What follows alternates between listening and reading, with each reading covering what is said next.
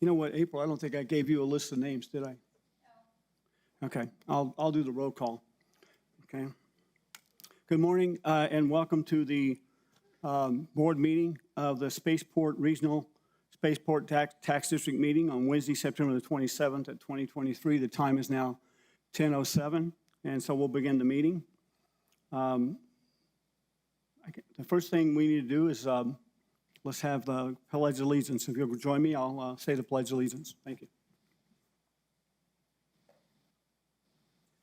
I pledge allegiance to the flag of the United States of America and to the republic for which it stands, one nation, under God, indivisible, with liberty and justice for all. No, we don't. Not yet. Okay. Okay, now, okay, we need to make sure we have a quorum, so we need to take a roll first. So, Chair Day, absent. Vice Chair Reynolds, here. Director Sanchez. Director Paxson. Okay. Director Ferrari. You got a microphone there? Hit the button. Present. Okay. And Director Day.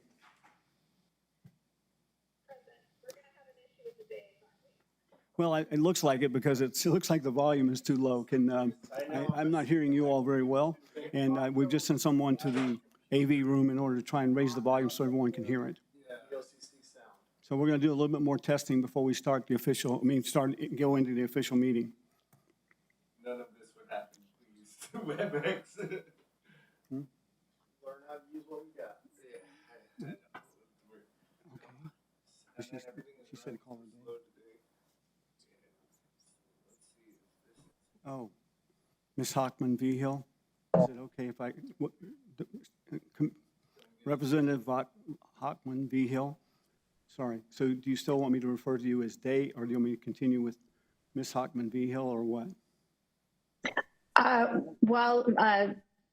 Mr. Chair or Vice Chair Director, after hearing the other Director Day, I'm thinking probably we should go with Representative Hockman Vigil or Director Hockman Vigil, just to avoid some confusion. Thank you. Thank you for that. I appreciate it. We want everyone to feel comfortable on this call, so that's why I'm doing that. All right. It could turn into a whose line is it anyway type situation. We don't want that. So. No, we don't. We don't. Okay. Well, thank you very much. Okay. So I think the roll call is finished. We do have a quorum. And next item on the agenda is to approval of the minutes. Excuse me, the agenda. Does everyone have a copy of the agenda?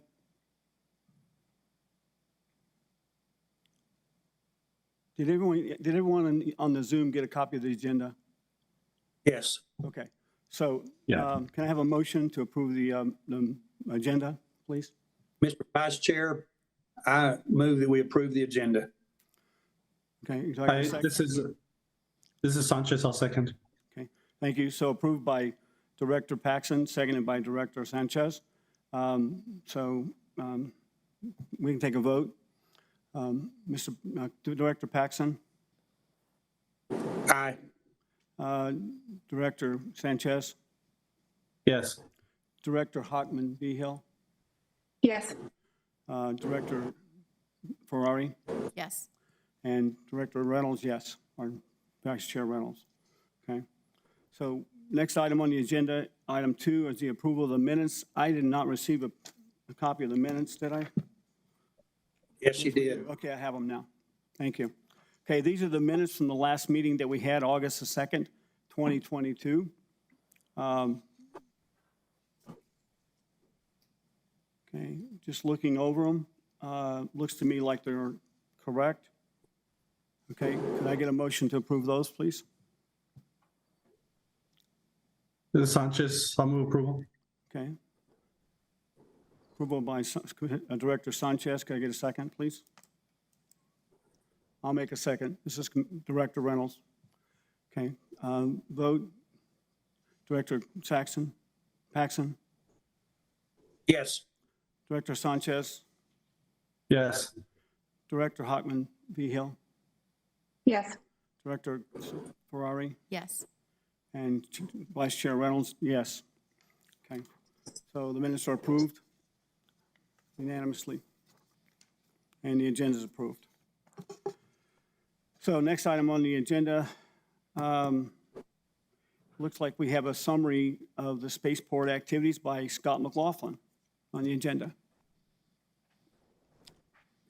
Mr. Chair, I just checked with the IT in the back.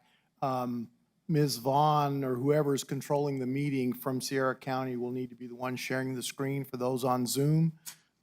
We do have the ability to put it up in our chambers, which I think we've done, but for the Zoom participants, we do need, I get, either if they can give us the ability to share screen or to share the screen of the presentation, which Mr. McLaughlin sent out earlier this morning. Or perhaps we can just put the camera on our screen and that would put it up on the Zoom as well. I don't know.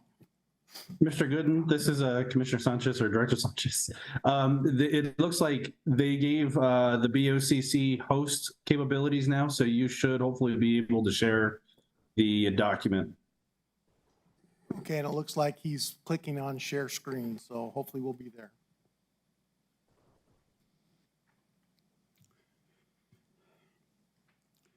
You know, this is the beauty and the curse of COVID. You know, the beauty of COVID is now we have the ability to have meetings in 3 different areas at the same time. The curse is we have to figure out how to do it. We're almost there. All right, Mr. Vice Chair, is everybody ready, you think? Do they have the presentation? We'll see. Director Sanchez, can you see our presentation yet? I am having so many issues. Just FYI, for those of you looking at this opportunity for us to have fun, we usually use WebEx. And since we were not the ones to initially set up the meeting, it was set up on Zoom. Our staff in the booth here don't have as much experience with Zoom, so it's taking a little bit longer for us to adapt to a different platform because we normally use WebEx and everything gets controlled here. So please be patient with us, but it looks like we have something, and now I just have to make sure that that screen is being seen by everyone else on Zoom. Can you see the Spaceport America presentation? No, sir. Okay. Vice Chair Reynolds, I still have many on the screen. There we go. I had to pin the presentation because Manny is frozen on my screen as well.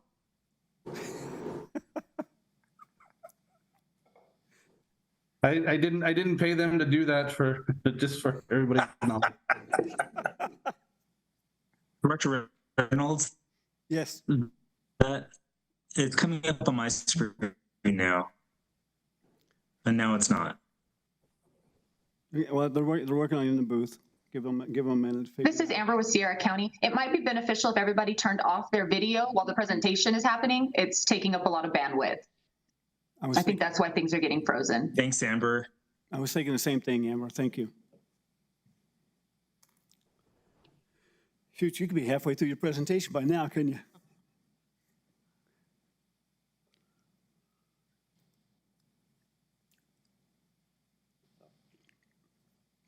Okay.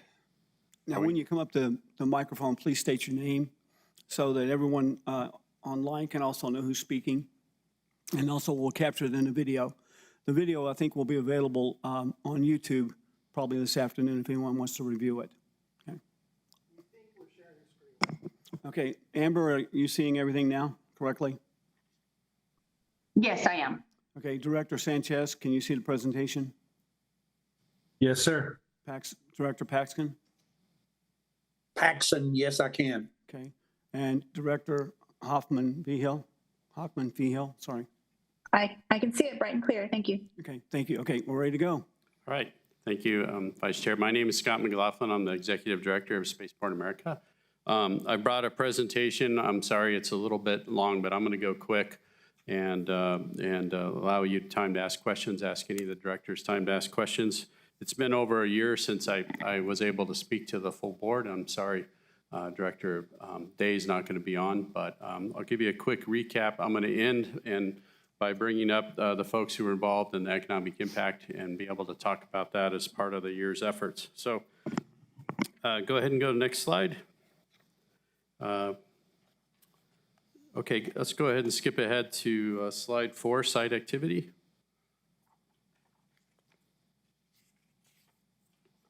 So next slide, there you go, one more.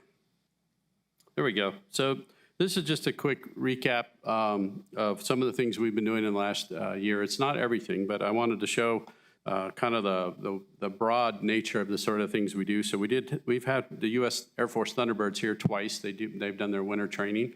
We're hoping they come back again this year. That's a really good economic boost. They bring about 60 people and stay in the area for about 2.5 weeks. And then the folks who work at the Spaceport get a nice view of F-16s flying over for a bit of a time. We have 3 high-altitude platform system, or HAPS. Those are interesting systems. That's basically a brand new market for UAVs that fly at 60,000 feet and above. New Mexico is kind of unique because we have other balloon launches up in Fort Sumner, and we also have a company called Sky that's operating in Roswell and Moriarty. But the high-altitude platform systems have wings, and they're very large, some of them, and they're able to fly in the restricted airspace above the spaceport. So it's turning into a very unique market with us. There's a chance that 1 or 2 of those companies would do manufacturing in New Mexico as well, so I wanted to highlight that. We continue to do some engine testing, rocket engine testing. Phantom did that last year. Just an example of the university groups, we had West Point U.S. Military Academy come by. I'll talk more about Virgin Galactic. Up Aerospace is a company that's been with us since 2006. They're planning on several flights. And next year, they had a flight in May that ended with an anomaly, which is pretty rare for them. So they're working on that, and we expect them to fly. They also have a partnership with Los Alamos National Laboratory, which has turned into a very interesting benefit of having the spaceport so close to a national lab. We're talking to a few different kinetic launch operators. The main one on site, of course, is Spin Launch. But there's others that are working on ways of essentially getting the first stage energy on the ground and not having to take it with you. So we can't talk about who those folks are, but we're working on bringing those on site. Skipping ahead a little bit, we do quite a bit of STEM outreach. So that's a continuing part of our mission. We've had a lot of the schools on site, and we also go to several schools in the area. One thing to mention for the legislators on is we're working with the Cultural Affairs Department, Bureau of Cultural Affairs, and the Space Museum to have a space license plate. With the money from the space license plate, we want to try and pay for buses, basically, to get the students into the spaceport. So please watch for that. And then we do other things like electric car manufacturer battery testing on site. We've also had some people use the runway this year for race cars and other things. We try and drive revenue and economic impact. So on slide 5, the next slide, just as a kind of a smattering of pictures. And I'll go ahead and skip ahead on that one. So next slide, slide 6. So Virgin Galactic, I think you all realize, has been to space 4 times this year, and that's 2 times a couple of years ago. So that means that they've gone to space 6 times in New Mexico, and their cadence now is once a month. So their next flight is actually next week on Thursday, and this seems to be what they'll be doing until they build the new spaceships. They're working on Delta-class spaceships and a White Knight, and they've said in their quarterly reports that they expect those, at least the first spaceship, to be here in 2025, 2026. So we're a couple of years away from that. But at that point, the new spaceship will be capable of flying at a much higher rate, something on the order of weekly instead of monthly. So it will bring the cadence way up. And their goal, of course, is to fly weekly and eventually several times a week. So the next slide, page 7, just to give you an idea, this is some of the media impressions. These things are kind of hard to interpret, but if you look over in the upper right, 36 billion media impressions, that has to do with the number of clicks, the number of times people saw something. So the beauty of this is every time someone around the world is checking in on one of these flights, they're also checking in on New Mexico and Spaceport America and Las Cruces and TRC. So this is bringing us quite a bit. It helps us quite a bit with marketing, and people have a lot of awareness of Spaceport America. We haven't really had a problem where people don't know what Space America is. On the next slide, page 8, we built a little viewing lot next to the site. So you don't have to go through security. You can just drive out there and you can watch. So you can watch Virgin Galactic, or later you might be able to watch the Thunderbirds. We're talking about expanding that. I'll talk about that later. Next slide is Prismatic. So that's one of the high altitude platform systems. For about a year and a half, they were stealth with us. They didn't want us to announce that they were on site. They didn't want anybody to know they were working on their system here, but they eventually got, I think, to 66,000 feet. And so this is solar powered, unmanned, and they take off on a runway and then they work their way up to very high altitude. The way these systems work is they, with solar power, they during the daytime, they make it as high as 80,000 feet, and then at nighttime, they sort of drift down to 60,000 feet. And the idea is they could stay up for months and months at a time. Do you know what the world record is for a glider? I don't. It's 85,000 feet. No, Okay. the Perlin? I'm sorry? Is that the Perlin? No, it's actually just a glider. If you actually catch the lift correctly, you can actually get to 85,000 feet. The reason they stopped keeping the records of the glider altitude is because people would get up there, they couldn't get back down, and they would fall asleep and end up crashing too often. And so they stopped the time distance records, keeping those, and also the altitude records. Very interesting. But this is not unusual to get this high, but it's unusual to do it with a solar powered vehicle. And the lift, actually, if you catch the right lift, it'll take you pretty much there without any engine at all. Well, Yeah. without any engine, so I Yeah. don't know if you knew that. And like you said, this one is unmanned, and when they fly these, and now we've had 3 different companies on site, they have a telemetry system, they have a mission control, they usually have somewhere between 20 to 60 people on site.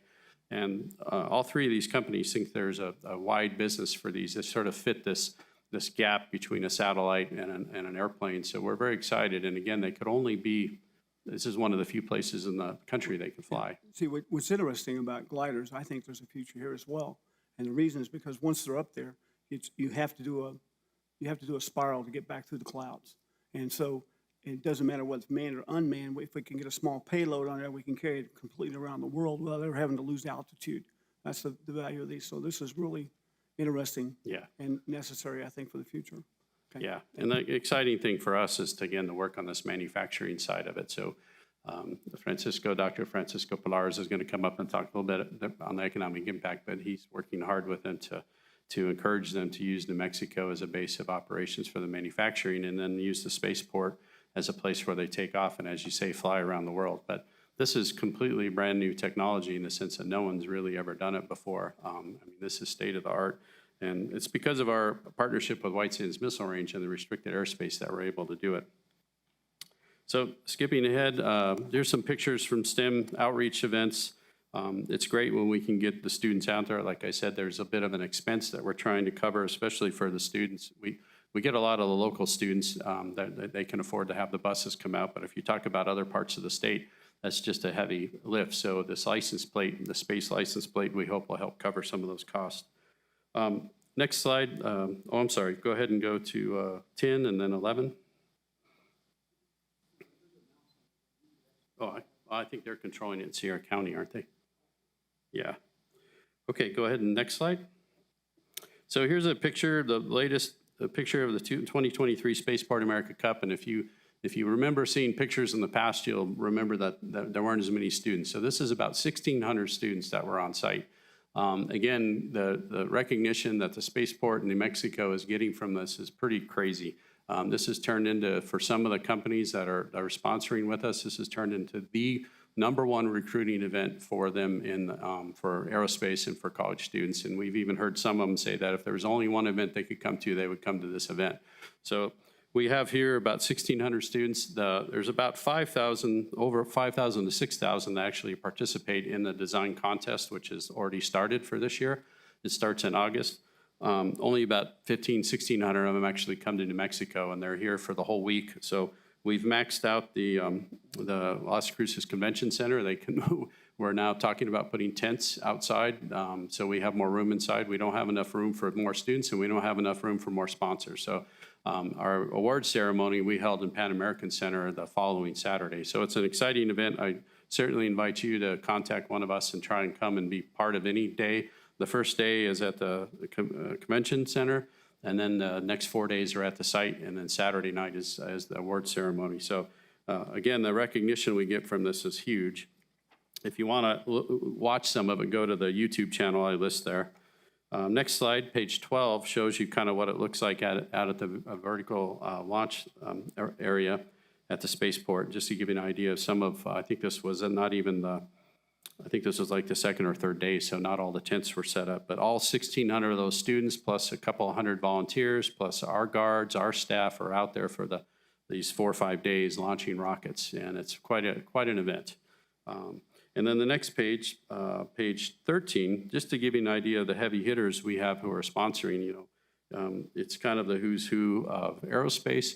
And what we've also found is some of these folks, you may not recognize the name because they're actually suppliers for aerospace engineering firms. They do software, they do parts, and they've discovered that they can come out here and market what they do, even though none of us are going to know what they do. So again, it's turned into a big event. It's very expensive to put on, but we also think it's worth the notoriety that we're getting at the spaceport and for the state.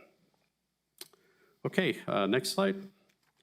So I'm going to go over real quickly these capital projects and maintenance update. That's 14.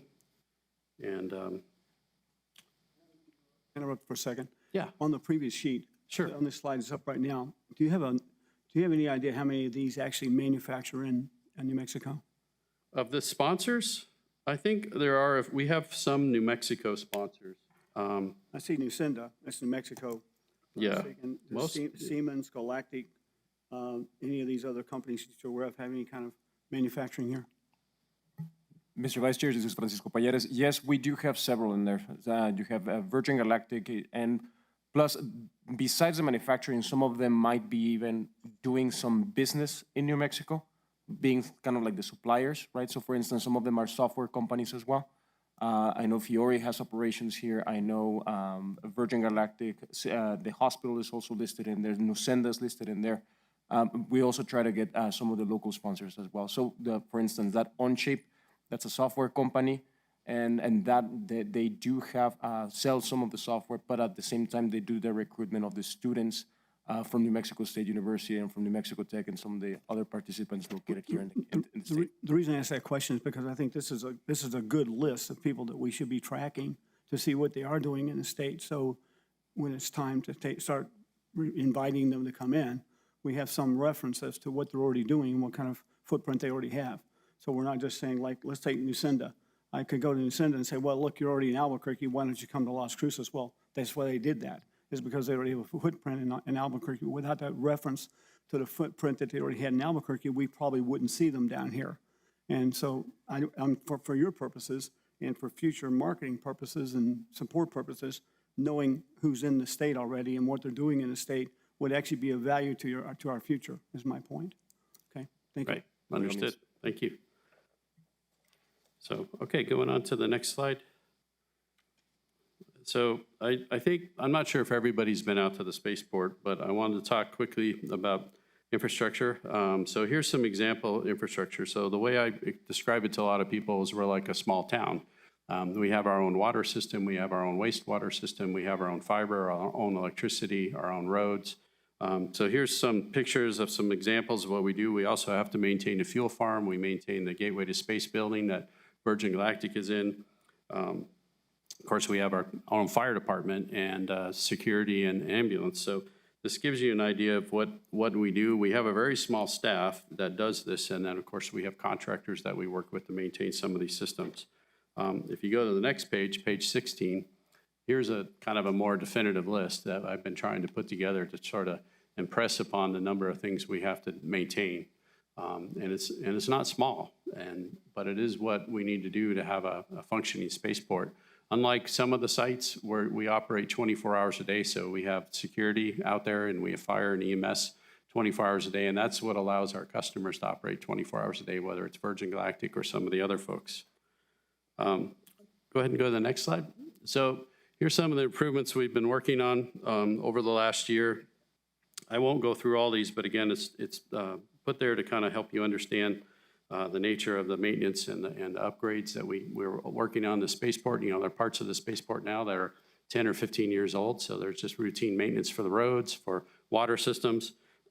I will highlight a couple things. We are working, I'll show a picture in a minute, on the Stark building, which has been paid for by the legislature, although I'm asking for a little more money this year. This is the building up front. I'll talk about that in a minute. We're also working on a master plan, so that kicked off in May. So the master plan is looking at our markets, it's looking at our capabilities, it's looking at the competition, it's looking at infrastructure. And as a matter of fact, next Wednesday evening, there will be the first public advisory committee meeting that will take input. There'll be one other public meeting in Albuquerque later this year, but the public one in the area will be at the Las Cruces City Chambers. Do you remember what time that is? 5:30. So people will have an opportunity to listen and to about the master plan company, RS&H, will give a brief presentation, and then people will have a chance to have some input.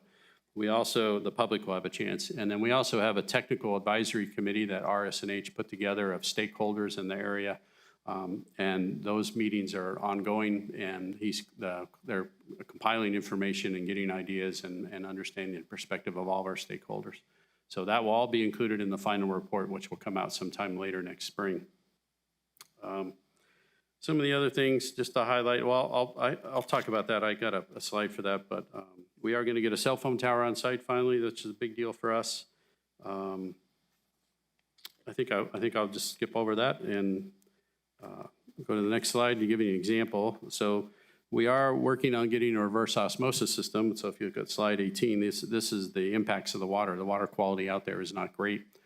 It's affecting the fire truck, the ARF truck, all of the plumbing out there. So one of the solutions was a reverse osmosis system. So we're getting a very large one out there that should be able to handle the site. Page 19, next slide, we have electrical work. We did quite a bit of electrical work out at the vertical launch area. So far, customers have been operating on generators for years and years and years. So this will be the first time that we have electricity pretty much throughout the entire VLA. The next step is to get fiber out there, and then we'll get fiber and electrical out to the advanced technology area sometime in the next several years. Next slide, 20. The Spaceport Operations Center is that kind of half dome building that's out there, which actually is composed of two foundations. I don't know if everybody's been in that, but it's a unique building. But because it's on two different foundations, the foundations had shifted over the years. So we had a project last year that's like 98% complete, where we redid the water, where the water flows all the way around the building. So we weren't having these two foundations shift away from each other. So a few other projects, if you go to the next slide, the replica, the Virgin Galactic replica, which is not a flying spaceship. It's designed to show you what the spaceship is and made out of fiberglass, but people always want to get close to that. So we redid an area that's next to the parking area where people can get close to it and take a look at it. And you'll notice if you look at social media, that shows up a lot. And then just to give you an idea on the bottom of that slide, some of the roads we're working on, but I'll also talk about that again next year, later. Next slide. Just to give you an idea, where it says access road improvements, the pink areas are the areas that have been surveyed and that have cultural artifacts in that area. And so we can't operate in that area. We can't do anything. We can't disturb that area unless we further survey it and mitigate it. And that's one of the asks I have later on for the the regional spaceport money. The launch rail system, we're building a launch rail system that should be done late this year, and that will help attract small launch customers. And then the next slide, 23, here's the infrastructure capital improvement plan. So this is what my ask is to the legislature, to the Capital Bureau of DFA. So these are the top 5 is what they usually ask for. The plan can be bigger than that, but the top 5 I'll present next month in Santa Fe. The big one I want to highlight is the Gateway to Space building, the GTS. That roof now is approaching 15 years old, and we've had leaks almost continuously in one place or another, despite us trying to fix the leaks and fix the skylights. So this is a big ask, $3.2 million, to basically replace the membrane and get it back to functional order.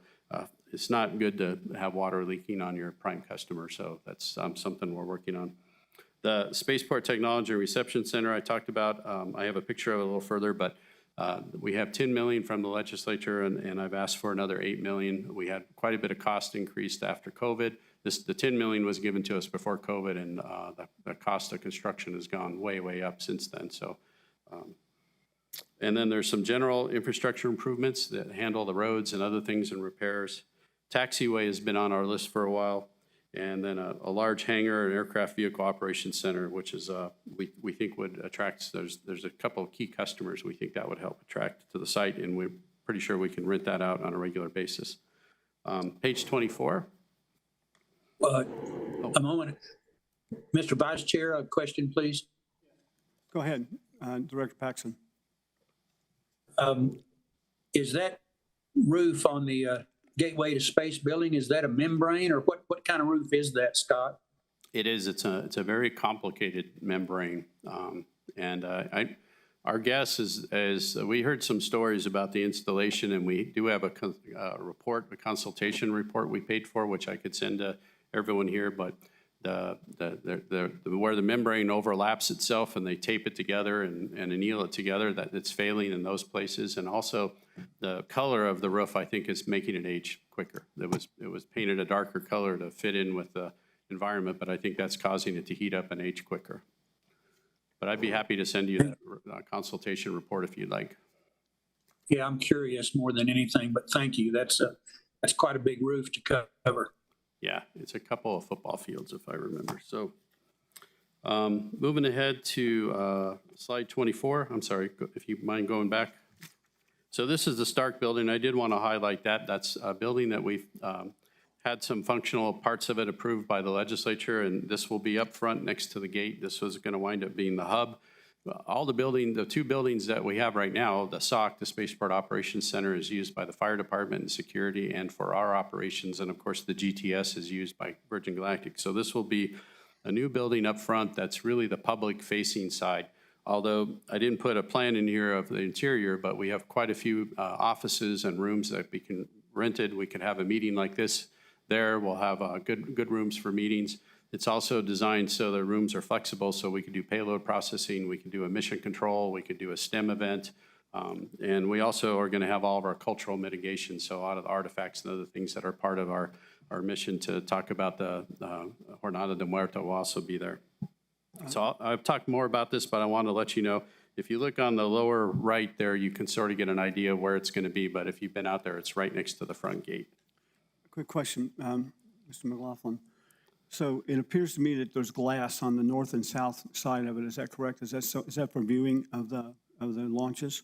Yeah, yes, Mr. Vice Chair. On the east, south, and north there is glass, and on the west it's actually going to be kind of a sloped I see that. with dirt, so it blends in much like the GTS. But the idea is that it is a viewing area. You'll be up one story, to be able to see the site. And there's also down below there on the left, you see that it's kind of a big patio area, and there'll be other areas. So it will be a good gathering site for, we hope, whether it's Virgin Galactic or other events or other launches that are happening out there. But a lot of the focus will be STEM, but of course it's, again, a meeting room for customers can rent it for a week, rooms for a week or offices for a month. So we think it will be a good revenue generator as well. I think it looks good. Yeah, it's a good facility. Thanks. Yeah. Okay, moving quickly on the business development, I just wanted to highlight a few things. So we're one of the few commercial spaceports, I think we're the only one, in fact, that has a vertical launch license and a horizontal launch license. And the FAA doesn't care whether it's orbital or suborbital, even though we're only a suborbital site at the moment. That's only because the vehicles that we handle have only been suborbital. But in the future, if a vehicle wanted to go orbital, it doesn't affect our launch license as a commercial spaceport. It just means they have to work through their vehicle license. So, but on top of that, we're working on a reentry license. So we signed an agreement with Sierra Space quite a while back that they would help us do this so we could land a Dream Chaser here as an alternative runway. They're about to go to space 4 times to the space station. They'll launch and land primarily out of Cape Canaveral, but if they need an alternative landing site, the idea is that they could come here. But they're also building several other vehicles that we hope we can attract.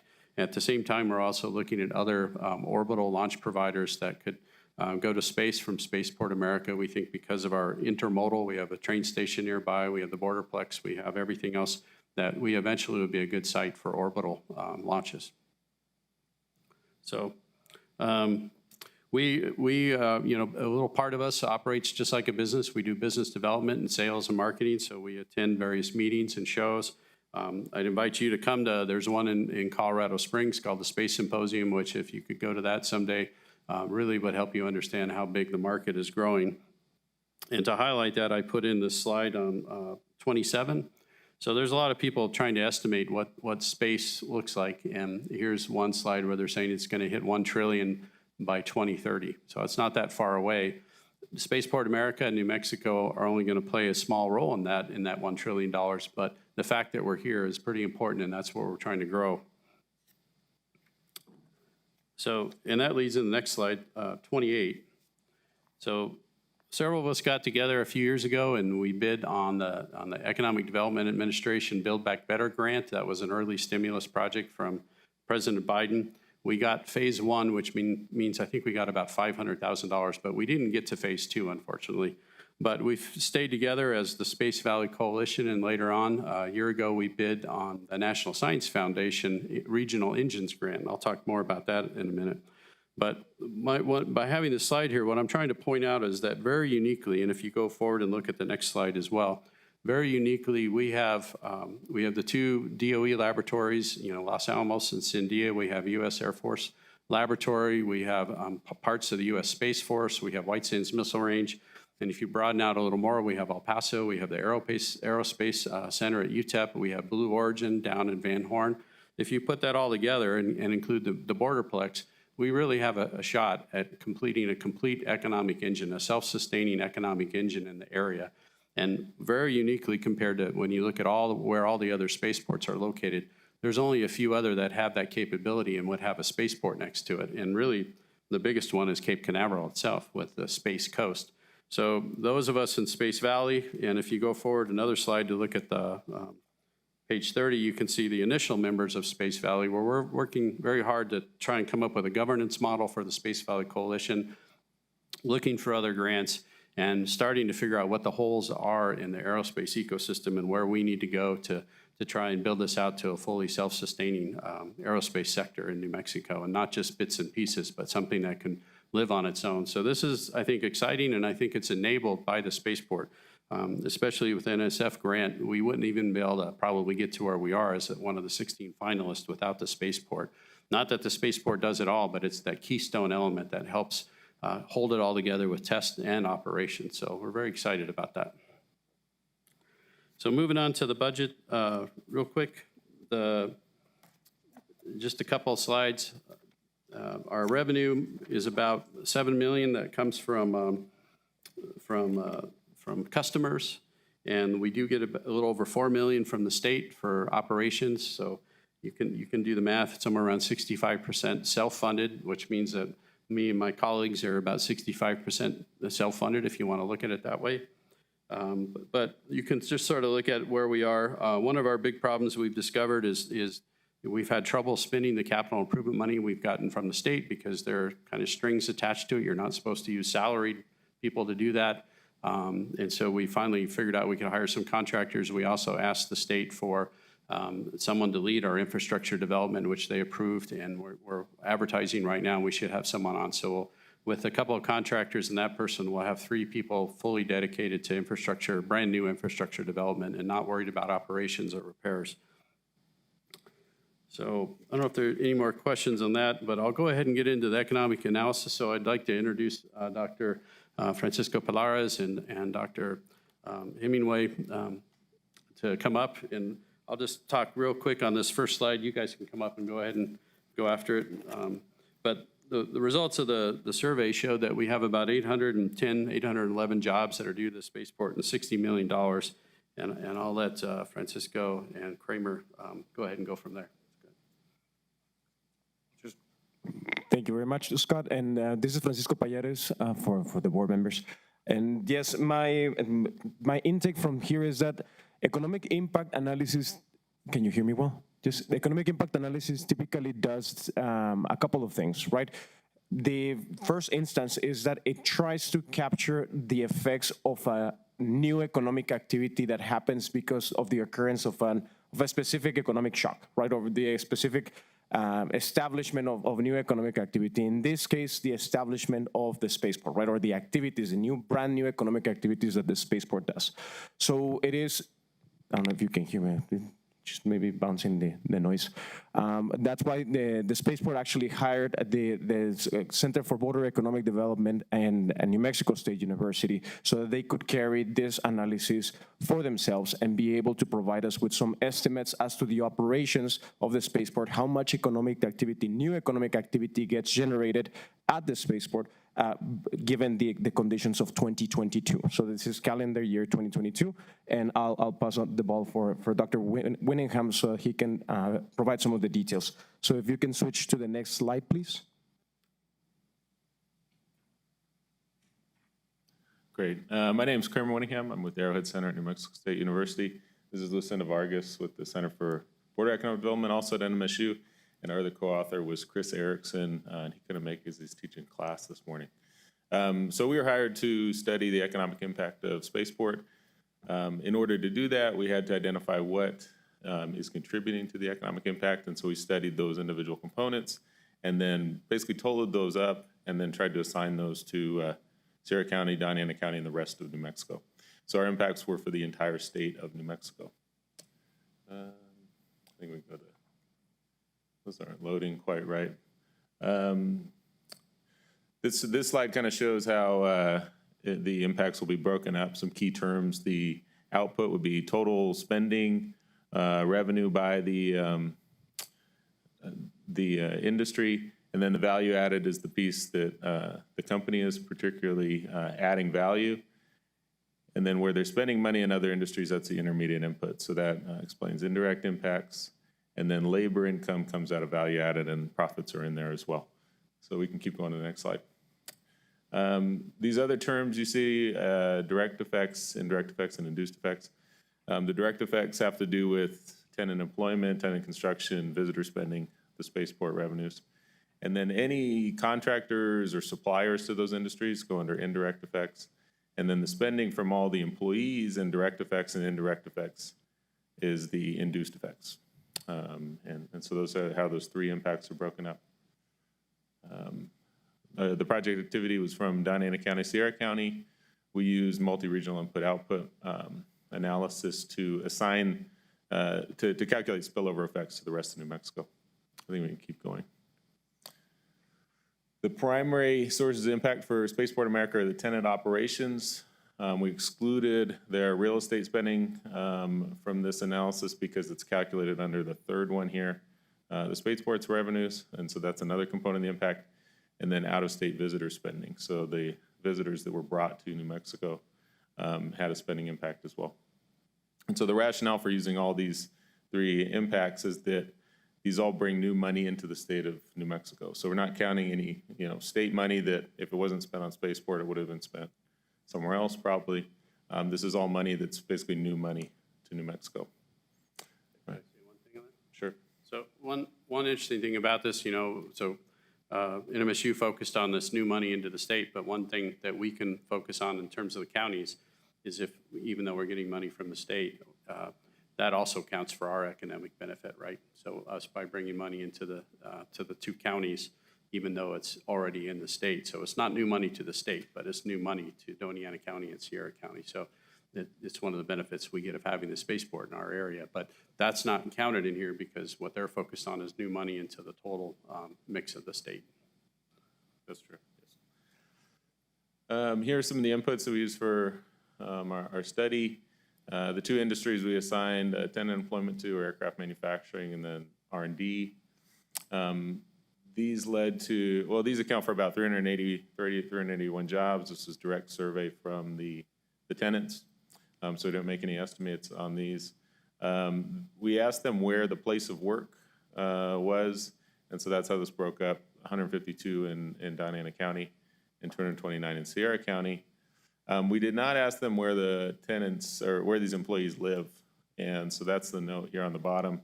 Anecdotally, we've heard 90% live in Doña County.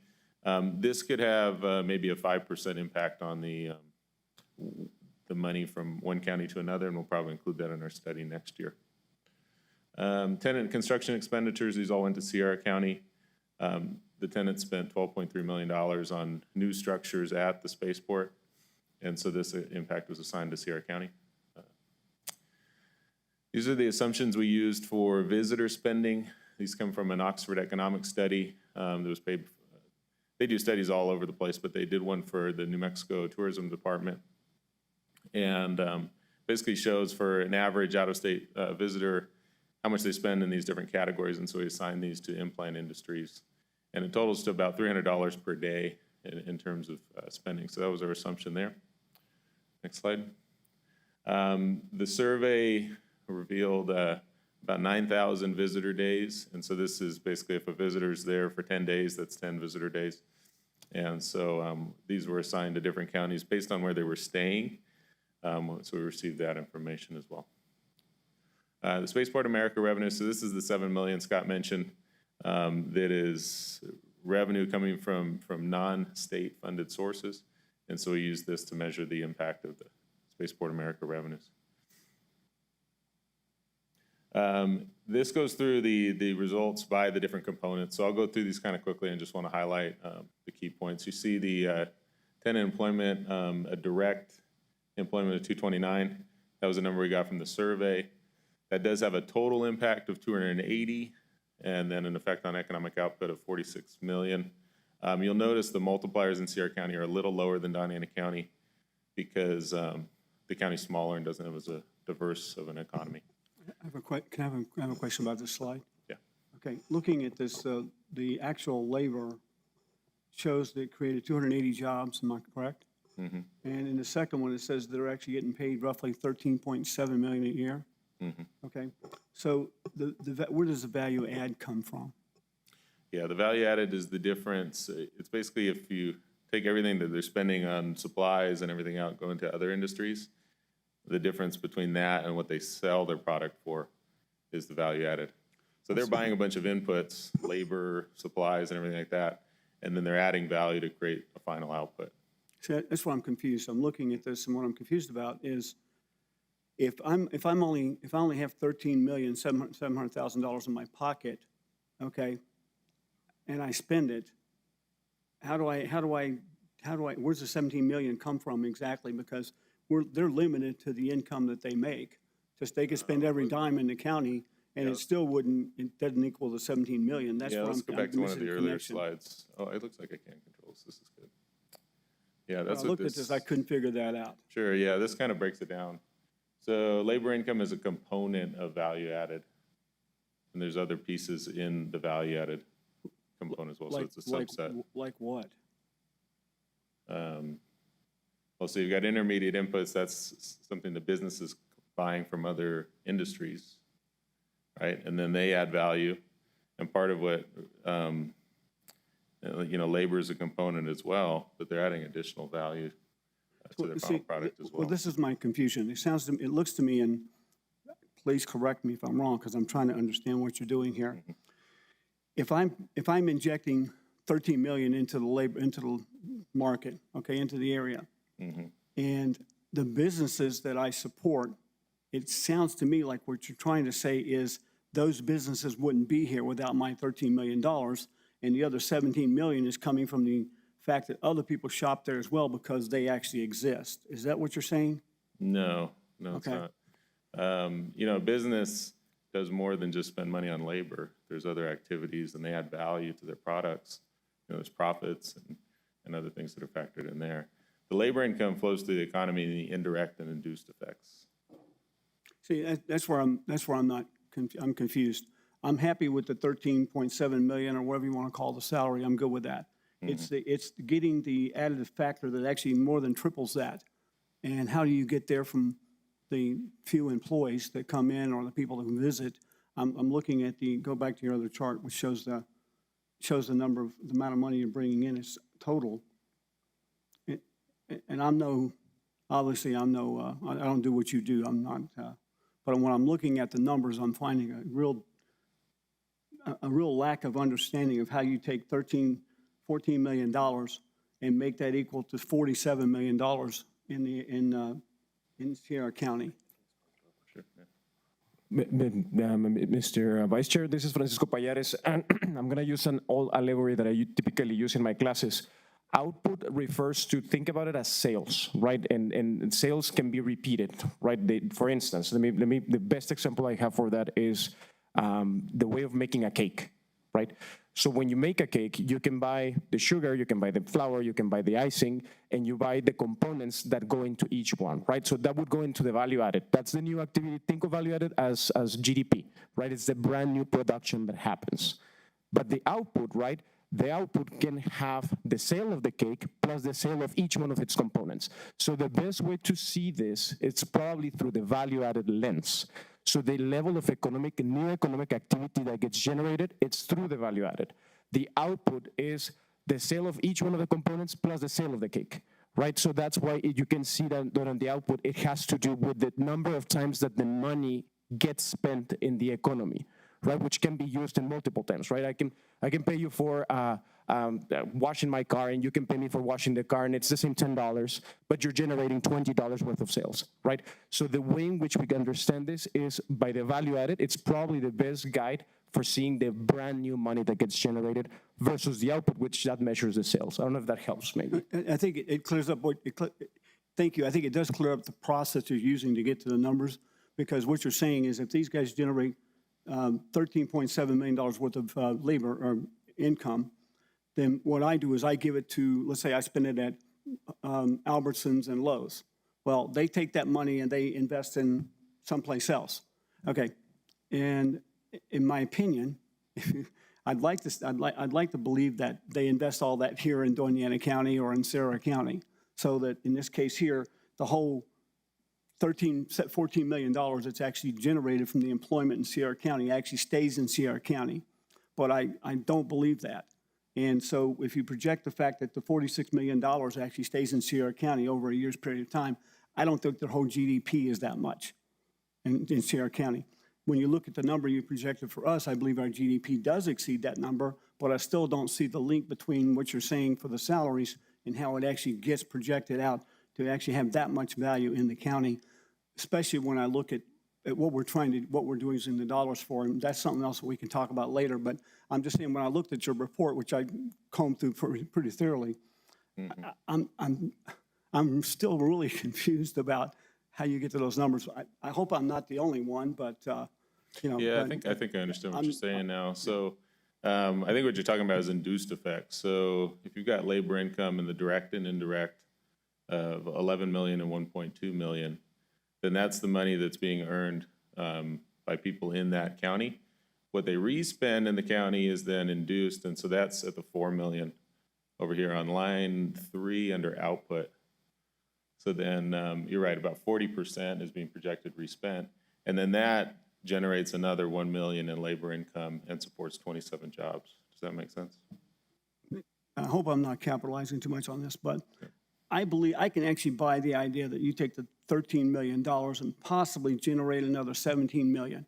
I have no idea how you get the 46 million out of this, and I think that's I don't know what you used to refer to as magic, okay? And maybe it's because of my lack yeah, of if you're looking at understanding. GDP, value added's the best measure for that. So you'd be looking at a contribution of 17 million to county GDP. And in engineering, I have a picture, and it says, you know, here's the idea, and it's all mocked up like this, and then over here are the results, and in the middle it shows, and here's where all the magic happens. And that's what I'm seeing here. That's what I'm picturing in my mind, is what I'm seeing the input and I'm seeing the output, but I don't understand the magic. And this is probably not that important, because even using your numbers, I still didn't come up with numbers that totally justified everything that's going on. So I'll let you continue. Yeah, Thank you. yeah, sure. Yeah, the GDP, yeah, we did check that. We try to sanity check these things. But value added would be the best comparison to GDP at the county level, would be the value added column. All right, tenant employment. Privately funded construction, so this is based on the $12.3 million figure.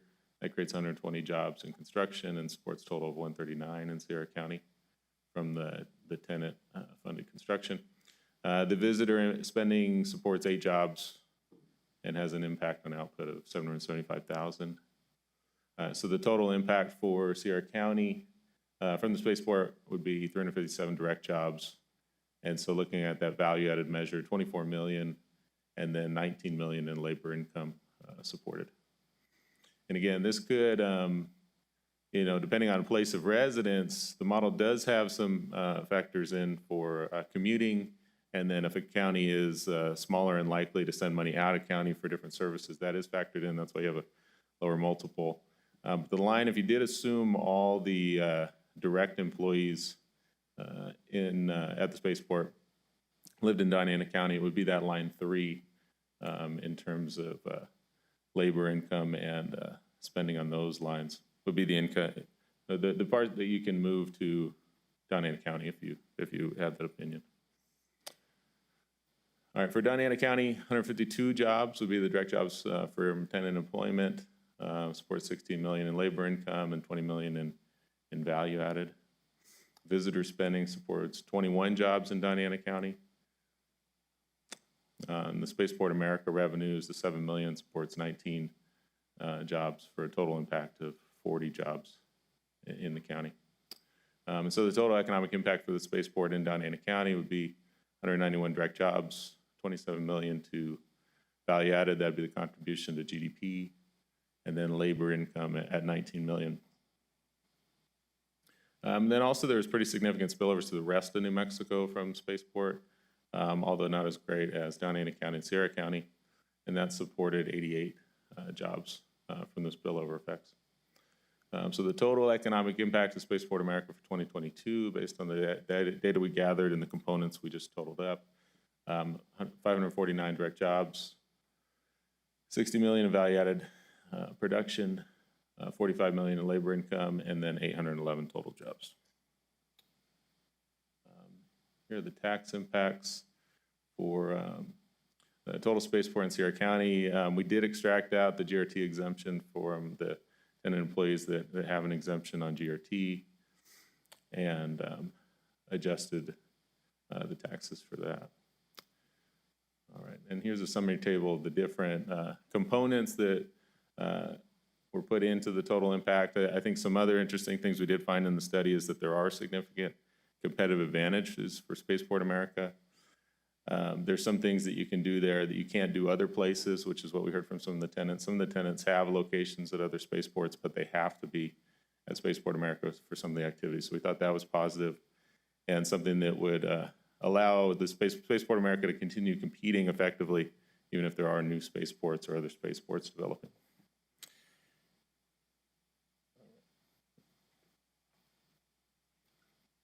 Any questions? Before we go into the questions really quick, I just wanted to make sure that we actually asked the question for the folks in Virgin Galactic on the number of individuals that are listed as employed in Sierra County, because the production happens in Sierra County, but actually live in Las Cruces or live in Doña Ana County, and they mentioned it's about 90% of the individuals. So even though they're listed in there as the economic activity happening in Sierra County, approximately 90% of them would reside in Doña Ana County. Thank you. May I think you, last slide, if you can go back to that number on page 56, one page back. Let's see. Yeah, that's the one. Thank you. I would like to point out on this slide that in the impact, the GRT or the tax impact to the county for all this revenue, even if we take your numbers and include the local numbers for Doña Ana County, we're only generating an extra $239,000 in tax here in Doña Ana County. Is that the way I'm reading that? Based on what, 0.25 extra? No, it's not the point. The 0.25 is less than that. This is including the local tax. I assumed I saw some of your calculations for the city. In order to get to this number, you have to take the city numbers, the county numbers, the property tax, and a whole bunch of things to get to this number that you've got. But I can accept that. No, it's about right. At $239,000, it is pretty accurate that that is in fact the tax that's collected based on all the revenue that you're talking about here in the county. What I wanted to point out is the GRT tax that we collect over the whole county for everyone who lives here is actually closer to 15 million. And so that's the money we're talking about that I believe that you would have to generate to match what we're being asked to support the spaceport with. because we're generating roughly, I think this last year was roughly $15 million in GRT tax from the GRT tax, from the Spaceport GRT. And what you're generating or what you're adding value to the county is about $240,000, and that's if we include the city as well and all of the people who come by and use the hotels and restaurants and everything.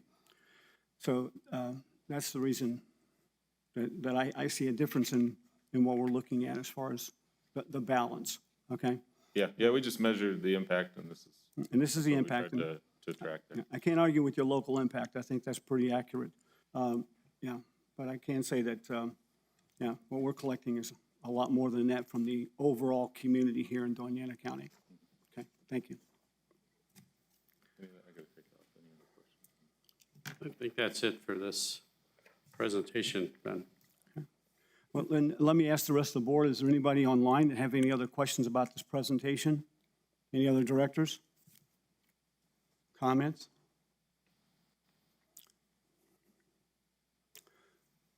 By the way, for those on Zoom, that when they see the board and you see my head going to the right, I'm looking at the screen to see where you're at. Let's make sure everyone is online still. Okay, Director Ferrari has a question. Yes, thank you. When you were speaking about the Stark, the expansion and the visitor center, how did you? I'm not sure if you mentioned what the total cost was going to be, and was that going to be part of? I think you said part of your ICIP. Right. Thank you, Director, for the question. The total cost will be about 18 million is what we're forecasting. We have a first phase where we're doing the design. That's where that picture came from. And we had gotten 10 million previous, and we're through my ICIP request, I'm asking for another 8 million to fill that out. Thank you. I do remember now that it was mentioned. Thank you. Yes. Okay. Any other Mr. Vice questions? Chair, I have a question. Yes, please, go ahead. Director Paxson. Mr. McLaughlin, are any offices other than Spaceport America in Sierra County?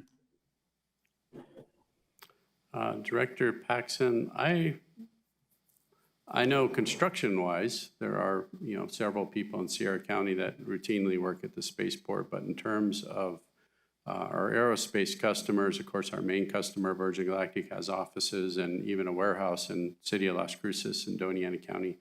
I don't think anybody is in Sierra County. I've joked with a few people up there that if that road can get improved to Tier C, maybe more people would go up there. But I think in the long run, there will be some offices there. Of course, Virgin Galactic is talking about having the astronaut training area be up there. So I think that will happen over time, but I don't think there's anybody at the moment. You conveyed to me earlier that there was eight or nine tenants at Spaceport America, and some of them are not full-time, but many of those are. Are most of their offices in Doña County? Director Paxson, for the ones that are here full-time, like mainly Virgin Galactic, yes, they have offices in Doña. For the ones who show up for months at a time, they pretty much hang out at the spaceport. When they're not at the spaceport, I think they're in, kind of the weekly hotel type in Las Cruces. So they spend, I think, almost all their time in Las Cruces and Doña County in the spaceport. There are some who prefer Sierra County. They like being able to stay up there. So we get quite a few we find out about later that stayed in Sierra County. We're trying to do a better job of asking every one of these customers how much money they spent, how many people were in town, and for how long they were in town. And that will keep going into these economic impact reports that we'll produce.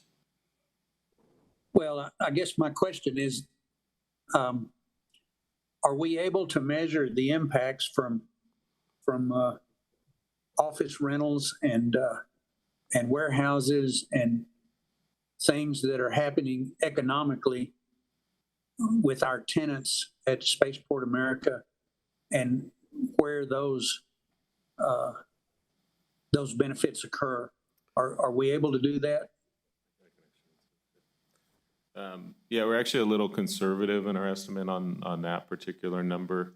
We assumed all their rental expenses were at Spaceport America. So additional offices would add to the impact we estimated. Yeah, I think Virgin Galactic's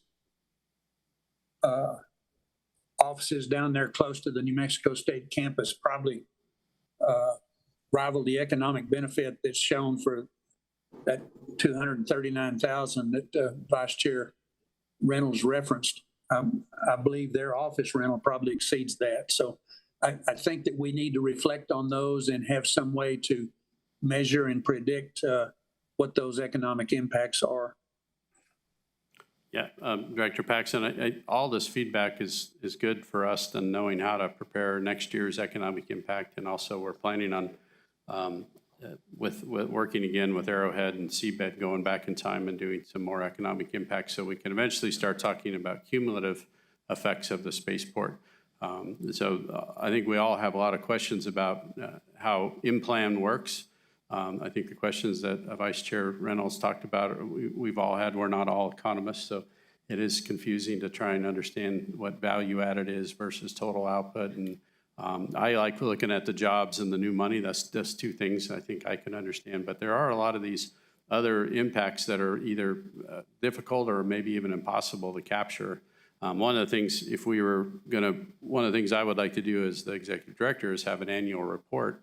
And this would be part of the annual report, but like my talking about the National Science Foundation, an intangible is the notoriety that Las Cruces and New Mexico are getting, the Space Valley that we're trying to build up. Well, we can't measure that economically, but we know that it's probably a factor in companies coming here and people coming to live in the area. So we're going to try and do a better job capturing that, and I appreciate any feedback from the directors. You're welcome to email me or our staff, and we will try and work on that.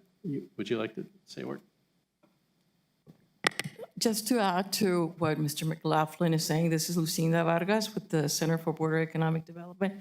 We're taking all this feedback as input into how we can improve what we call our survey instrument regarding the tenants, because that is the key presence of what we're trying to monitor going forward. This is the first sort of iteration of it all. So we're going to improve our survey instrument to get more refined in the kind of data we get from the tenants based on what we ask them to give us. The other thing I wanted to point out is that the survey, we did get a 66% response rate, which is a pretty healthy rate, but not 100% response.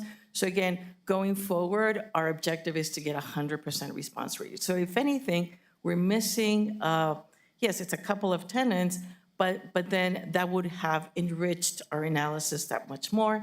And then, of course, refining that instrument going forward. Those are our two objectives. Thank you very much.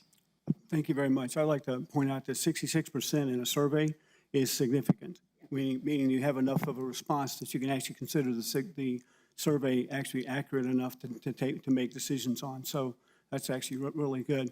I'd like, if you don't mind for one moment, Director Paxson, I agree that them having property here and offices here is really good.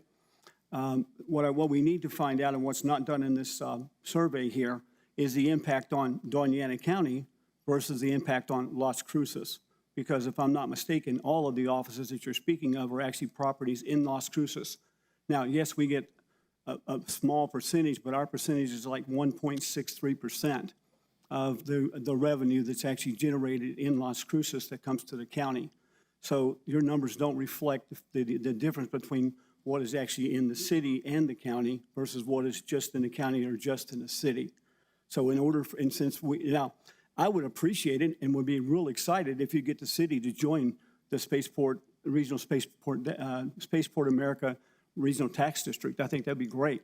And then they could actually put in another 25% and we'd have more funding to do the projects easily. Well, not easily, but we'd have more funding. And I think we should actually, I would encourage you to reach out to them and say, look, why don't you all be a part of this? Because economically, you benefit better than the county does, which they do. So I did a study on the numbers, and I have my presentation, which I can bring up if we need to.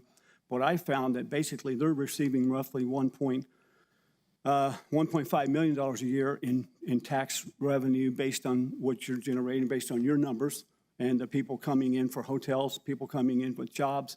I used your numbers in order to calculate the monies that they were getting in taxes, and the city is getting about $1.8, $1.9 million, and we're actually receiving about $700,000 a year using your numbers to determine how much benefit we were getting in the county.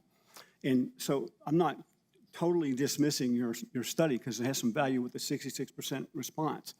I'm still saying that looking at those numbers and based on what we're collecting in the whole county, okay, to support Spaceport America, that there's a valuation difference that I can't account for, okay, that I can't support. That's all. But you've seen my report. I gave you a copy, and I have it up there, and I'm happy to share it with you as well. I'd love to. As a matter of fact, if you guys give me your email numbers or email addresses, I'll send them to you. And then we can have another discussion about how you can drive down a little bit farther into exactly the breakdown of the tax between the different districts, because you also got TRC versus Sierra County. Then you got Doña versus Las Cruces. And we have 4 other city municipalities here in the county besides Las Cruces. And I'd love to see the breakdowns that they get from this as well. So thank you for the presentation. I appreciate it. Any other directors have a question, comment? Mr. Vice Chair, Yes, sir. my thrust with that is a reflection of the regional economy of which Las Cruces is a part of, and I think that needs to be measured. And I think it's recognized that there are various communities that have interest. Elephant Butte will also, when they get their aerospace academy going with Virgin Galactic, they're going to benefit from that in several ways, but that's probably a few years into the future. I just think the relevance of the overall economic picture needs to be represented, and Las Cruces is a primary recipient of that. Have you talked to them about joining the district? You talking to me or are you talking to Mr. McLaughlin? To you, yes. I have not. Well, I think that might be an invitation for the entire board I think that's to encourage them to participate. Director Paxson, I agree with you. I think it is. And they have been approached. They were approached initially, okay, but at the time they chose not to participate. I think that now would be a good time for Mr. McLaughlin and I to go back and revisit that with the city and make that request. Thank you. I agree. Okay, good idea. Thank you. If there's no further questions from anyone else on the board, then we'll move to the next item on the agenda. And thank you for the presentation, and thank you guys for doing the research as well, because regardless of whether I understand it or not, with 66% people responding, it has relevance and it's significant. And the fact that you understand it and it does represent an economic impact that's positive to the community is worth noting and trying to understand. So thank you very much for that. Okay. Next item on the agenda is election of a chair, vice chair, and secretary. So let's start with the chair. Do I have some nominations for the chair? Mr. Vice Chair, Yes, ma'am. Yes, sir. I would like to nominate Manny Sanchez for chair. Okay. Anybody want to second that nomination? I'll second. Okay. We have a nomination and a second. Okay. Director Sanchez, do you have something to say? I was just going to ask, are you taking all nominations now or? Yes. Okay. I was going to nominate Vice Chair Reynolds. And I appreciate Commissioner Paxson. I think my concern with my nomination is going to be my ability to serve as the chair for the board, just due to some time constraints that I have. And Mr. Chair, I believe a nominee can refuse the nomination. And typically nominations don't need seconds either because we're going to do a vote on them, so. Okay. So, well, Mr. Gooden has actually pointed out that a nominee first can recuse themselves or refuses to refuse the position, and also that nominations on this committee or this board do not require a second. So I apologize. Thank you for the point of order on this. And that's pursuant to Robert's Rules of Order. Okay, thank you. Mr. Chair, Yes, Director Ferrari. I'd like to nominate Vice Chair Reynolds as chair. Well, we haven't, I think, Vice Director Ferrari. I think Director Sanchez actually did that, didn't he? I think he Yes. refused. Well, he refused, no, he refused Director Paxton's nomination. Okay, and then he offered to nominate me as chair. So I think we have a Director Paxton nominated Director Sanchez. Director Sanchez said he cannot serve because of lack of time. And then Director Sanchez nominated Vice Chair Reynolds. I think that's where we are right now. Do we have any other nominations for chair? Okay, showing no other nominations, then I think we should have a vote. Okay, so we'll close the nominations. By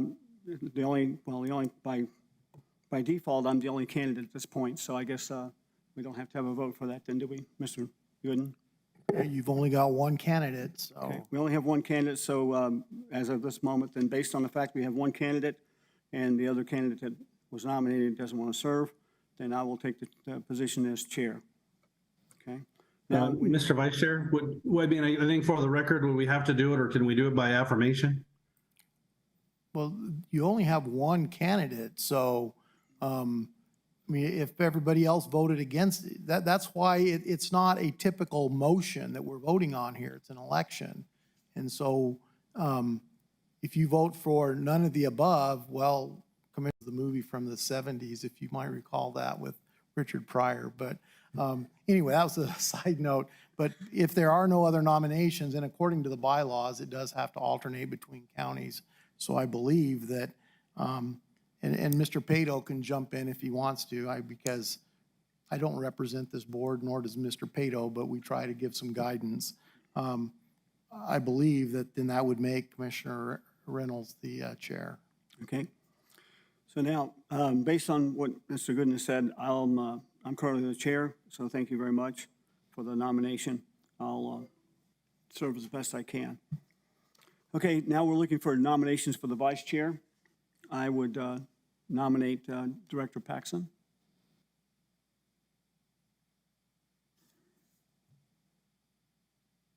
Are there any other nominations for vice chair?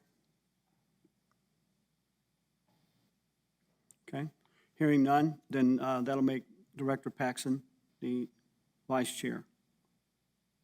I'll be glad to serve. Thank you, Chair. No, thank you, sir. I appreciate it. Okay, now we have a position called secretary currently. I think the acting secretary for the last year was actually Director Travis, or Director Day, wasn't it, Director Paxton? He kept meeting minutes and arranged the agenda as the chair. Okay. We didn't have a secretary. Okay. All right. Do we, well, anybody want to talk about the secretary position? Because I know it's listed here. I don't know that it's listed in the bylaws as having a secretary position. So this will be a new position, I think, for the board. Mr. Chair, I'm looking at the bylaws and it says that a chair and a vice chair and other offices as the board may decide. Okay, correct. That's correct. So that's my point. I think, shouldn't we create the position first, or should we just nominate someone? Mr. Gooden, do you have an opinion on that? Well, if there's not a position created, I think it'd be best to create it if that's the desire of the board. And then you would elect somebody to that. Correct. Now, shouldn't we, now, do we need a resolution to do that, to create a position? I think you should, probably would be best. And we have to publish that in advance, so we need to do it in the next meeting, am I correct? Okay. That's the, Director Paxton, do you understand that discussion? I would agree with that. Okay. Think any other person have any comments or thoughts about the secretary? I can prepare a resolution to actually appoint, to create the position of secretary and to appoint someone for the next meeting. I'm happy to do that. Okay, no other comments? All right, so, Mr. Vice Chair, is there, or sorry, Mr. Chair, I apologize. I guess the question I have is there a need for a secretary? I guess I didn't, the way that I understood what Director Paxson was saying and Mr. Gooden, I just didn't know if there's that requirement, or like I said, I know, or what is the request or need for a secretary? Director Paxson, would you like to answer that? Well, my personal opinion is I don't know that we need a secretary, so I don't have anything else to add to that. Okay. Mr. Chairman, if I might speak to that, this is Dave Pato, the county attorney for Sierra County. I want to identify that the reason we would have a secretary is to take meeting minutes. I know we had to track them down from a former director, and I don't know if we want to have a director performing that function or if we want to task staff with secretarial duties and preparing minutes, but I think it was for that purpose. Okay. Director, Mr. Pato, thank you for making that comment. I think that's a good point. I have to ask the board this question. There's another item on the agenda where I talk about possibly creating a position for a assistant or administrative services assistant for the board.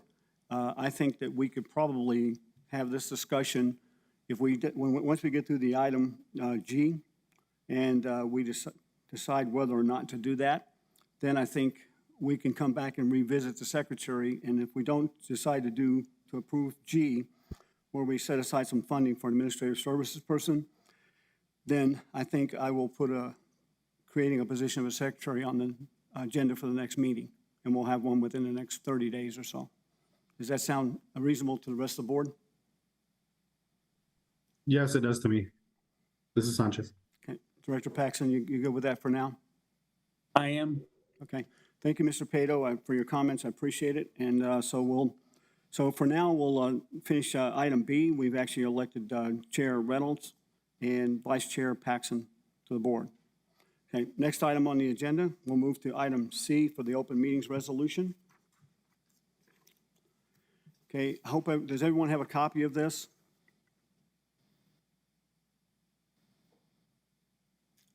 Yes.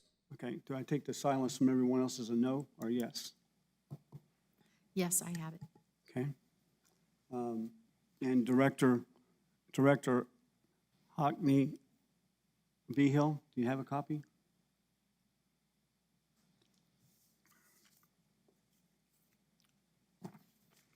Okay.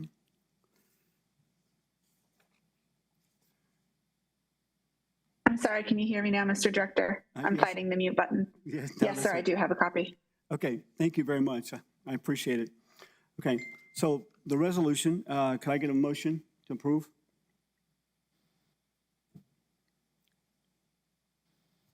So moved. This is Sanchez. Okay, so I have a motion to approve. Can I get a second? Paxson will second. Okay. All right, so the motion is the Regional Spaceport District Open Meetings Act. We're required every year by the Open Meetings Act in order to establish in the first regular meeting our meeting guidelines when we meet, what the requirements are, and that's what this file does, or this resolution does. Is there any questions or comments about it?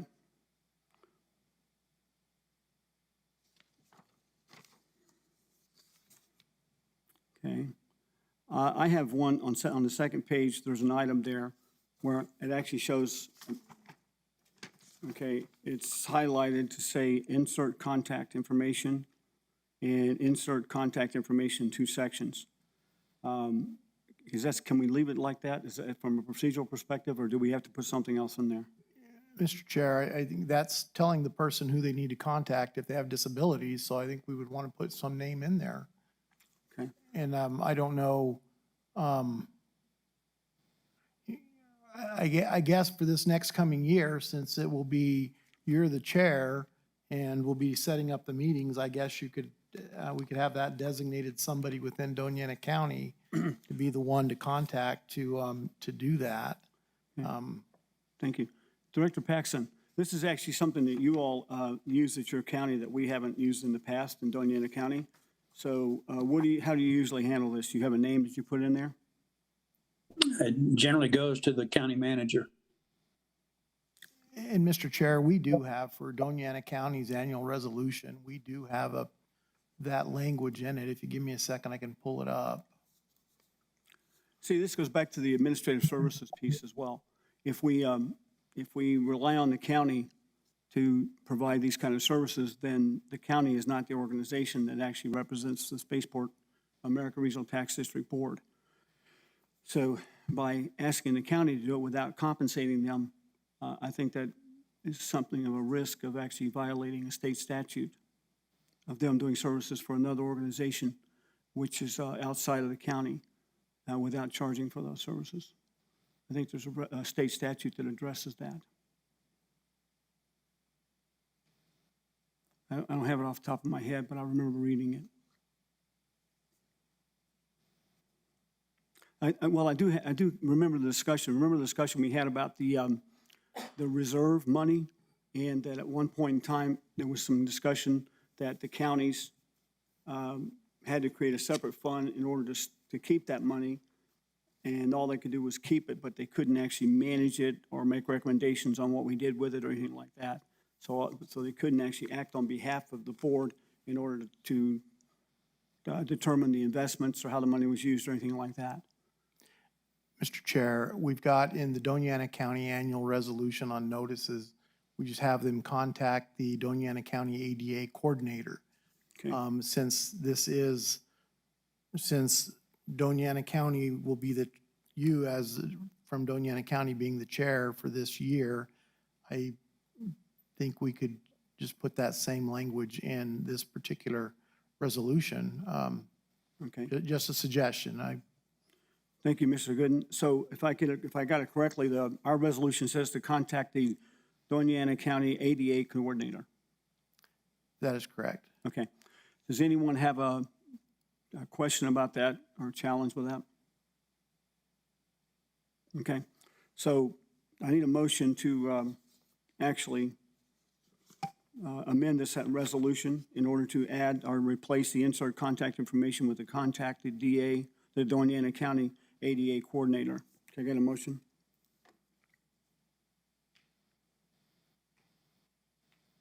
So moved, Mr. Chair. This is Hockman Vio. Okay. And I'll second. Okay. Motion by Director Hockney Vigil, and seconded by Director Ferrari. Okay, so moved. Any discussion about that? Okay. Can I get a vote? Director Paxson? Yes. Director Sanchez? Yes. Director Hockney Vigil? Yes. Director Ferrari? Yes. And Chair Reynolds, yes. I guess I should call Director Paxson. I'm going to call you Vice Chair. I apologize. No problem. Okay. So it passes by unanimous vote. And does this resolution needs a resolution number? Well, doesn't no, it? you passed the amendment. So now we need to go back to the vote Correct. on the resolution as amended. Thank you. So now I need a vote on the resolution as amended. Okay. Vice Chair Paxson? Yes. Okay. Director Sanchez? Yes. Director Hockney Vigil? Yes. And Director Ferrari? Yes. And Chair Reynolds, yes. And Mr. Chair, trying to make these changes right now, and I don't think I can print them from here, but I will, when we have an opportunity, I will print them with this change, and also changing the signature block so that it reflects you as the chair and Commissioner Paxson as the vice chair. Okay, thank you. Mr. Gooden, I appreciate that. Okay. All right, any, okay, now this item needs a resolution number, correct? Yes. Okay, so this will be item number, resolution number 2023-001. Next item on the agenda is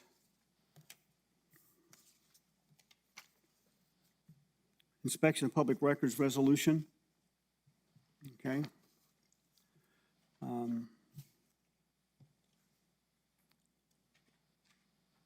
Okay.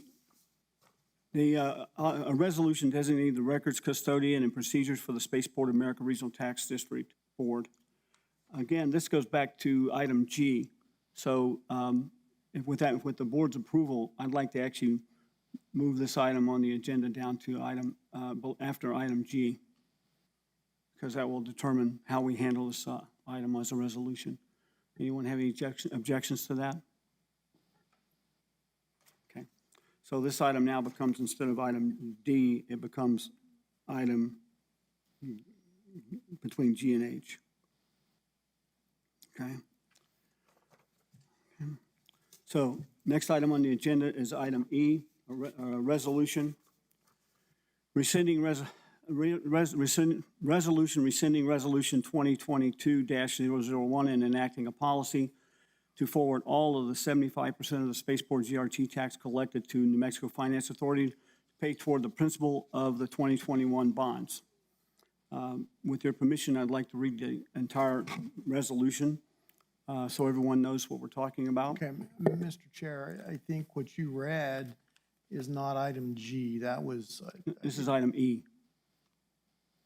Okay. Oh, okay. I'm sorry. I misunderstood. I Okay. thought you were skipping to G. You just skipped over that one to the next item and we'll get, okay, never mind. Yeah, My- move item D to after G. Okay, Okay, and we're going to move on to item E and then continue after that. And when we get to G, then we'll make the decision about. my mistake. I was too busy typing. All right. So without any further questions, let me go ahead and read the complete resolution for a second. Okay. Rescinding Resolution 2022-001, enacting policy to forward all the 75% of the Spaceport GRT tax collected to Mexico Finance Authority to pay toward the principal of all the 2021 bonds. Be it known, the Resolution 2022-001 is superseded by the following. Whereas there is imposed on any person engaging in business in the district area of the county for the privilege of engaging in business in this county an excise tax equal to 1/4% of the gross receipts tax reported or required to be reported by the person pursuant to the New Mexico Gross Receipts and Compensating Tax Act as it now exists and as may be amended. The tax imposed under this ordinance is pursuant to the County Local Option Gross Receipts Tax Act and is now, as it now exists and as it may be amended and shall be known as the County Regional Spaceport Gross Receipts Tax. And whereas this ordinance hereby adopts by reference all definitions, exemptions, and deductions contained in the Gross Receipts and Compensating Tax Act as it now exists and as it may be amended, and whereas no County Regional Spaceport Gross Receipts Tax Act shall be imposed on gross receipts arising from transporting persons of property for hire by railroad, motor vehicle, air transportation, or any other means from one point within the county to another point outside the county, or B, direct broadcast satellite services. And whereas revenue from the County Regional Spaceport Gross Receipts Tax will be used for the purposes listed below. A, 75% of the proceeds of this tax dedicated to the Regional Spaceport Tax District for the financing, planning, designing, engineering, and construction of the spaceport, and for projects or services of the district pursuant to the Regional Spaceport District Act, and whereas and pursuant to the resolution of the district adopted on May the 24th, 2021, 75% of the revenue of the county spaceport GRT tax, the pledged revenue, are pledged for the payment of the authority's taxable gross receipts tax refunding revenue bonds in Series 2021, the Series 2021 bonds. And whereas 25% of the revenue is dedicated for spaceport-related projects as approved by the resolution of the governing body of the county. And whereas the pledged revenue for the fiscal year immediately preceding the closing date were equal to or exceeded, and on an ongoing basis during each year of the bonds are outstanding are reasonably expected to equal or exceed 125% of the maximum aggregate annual debt service requirement. Now, therefore, be it resolved by the governing body of the Spaceport America Regional Spaceport Tax District that section number 1, the bond payment that 75% entire sum of the tax collected by both Sierra County and Doña County shall be used to pay the 2021 bonds as required by contract. Section 2, reserve, the estimated funds that shall be held in reserve to cover the required 125% each year to ensure payment of the bond shall be $1,155,384.00. An amount that is 25% of the pledged revenue, 75%, shall be collected from the additional revenue by both Sierra County and Doña counties each month and held in reserve, in a reserve count, I should say in the counties. Section 3, payment toward the 2021 bond balance. The additional revenue is to be sent directly to New Mexico Finance Authority on a monthly basis. Section 4, bond payment. Once the 2022 bonds have been retired, the reserve revenue may be used pursuant to New Mexico State Statutes 5-16-7, 8, and 10, adopted by the governing body of Spaceport America Regional Spaceport Tax District this September 23rd day of our 27th day of September, Board of Directors, Spaceport America. So can I have a motion to approve? Not without discussion. I'm sorry, Director Ferrari. I was going to move that we accept this resolution. Okay. Can I get a second? I'll second the motion. Okay. Now, can we have some discussion about the motion? Yeah, I don't have. Sorry, we have a motion by Director Ferrari, seconded by Director Sanchez. Okay. Now, can we have a discussion? Thank you, Director, Vice Chair Paxson. I don't have resolution 2022-001 in front of me, but I would like to call, because I know Attorney Pato has that, and I need to reflect on what that resolution accomplished before we consider this one. Very well. Mr. Pato, do you have a copy of that you could talk about? Mr. Chairman, I am looking for a copy right now. I can give a little bit of background, though. And I know that at least certain members of this district were a party to those discussions and the adoption of Resolution 2022-001 as I look. As I understand, that resolution was born out of a discussion between the authority and the district as to how they might work best together to pledge the excess GRT revenue to support the operations of the spaceport. And, you know, I wanted to first say that, you know, we all recognize what a blessing the spaceport is to our community and to our region, and the returns that we've seen is demonstrated by the presentation we received this morning. And I'm looking for that resolution right now. Nelson, if you have a copy, I'd sure appreciate it. I think Nelson may have just gone to get one. Let me. Mr. Chair? Yes, Director Paxson? Yes, sir. No, this is Director Sanchez. Sorry, Director I just wanted to, for reference, Mr. Pato and Director Paxson, it looks like there was an email which was sent out yesterday at 3:32 p.m., which you were both on the 2 line. Can you copy Director Sanchez? I don't know that, and I don't know that Director Hockman Vigil was on this distribution.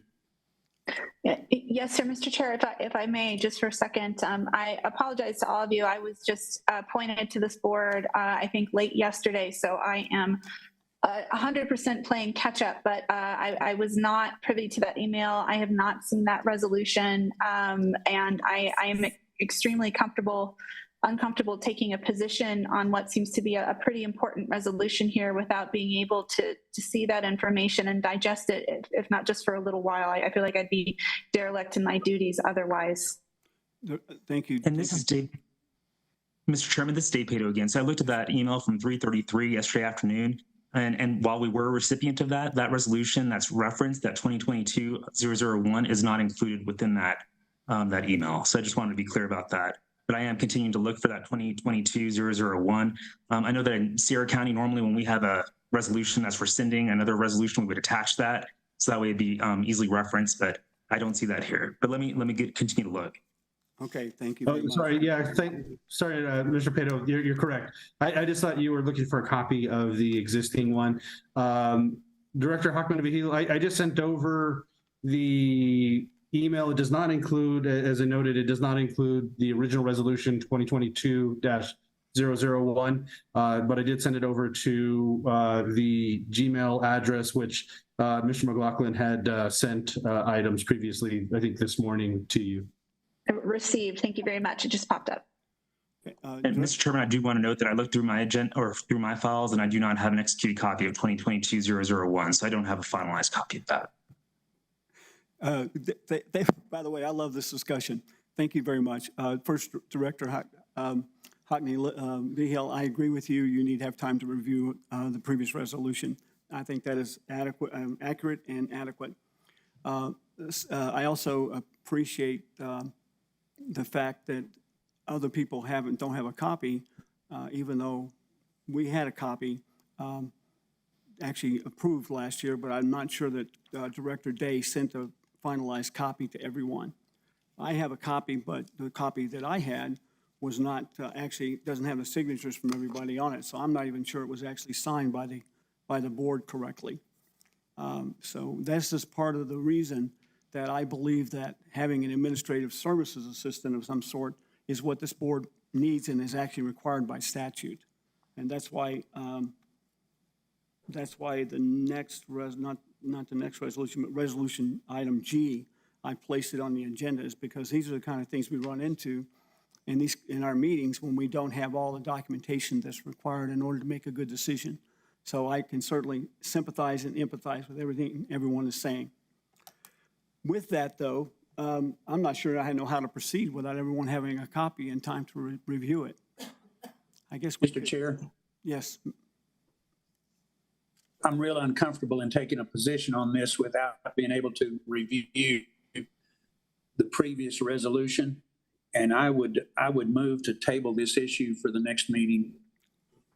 Just a moment. Mr. Nelson, Mr. Gooden, do you have a copy of that?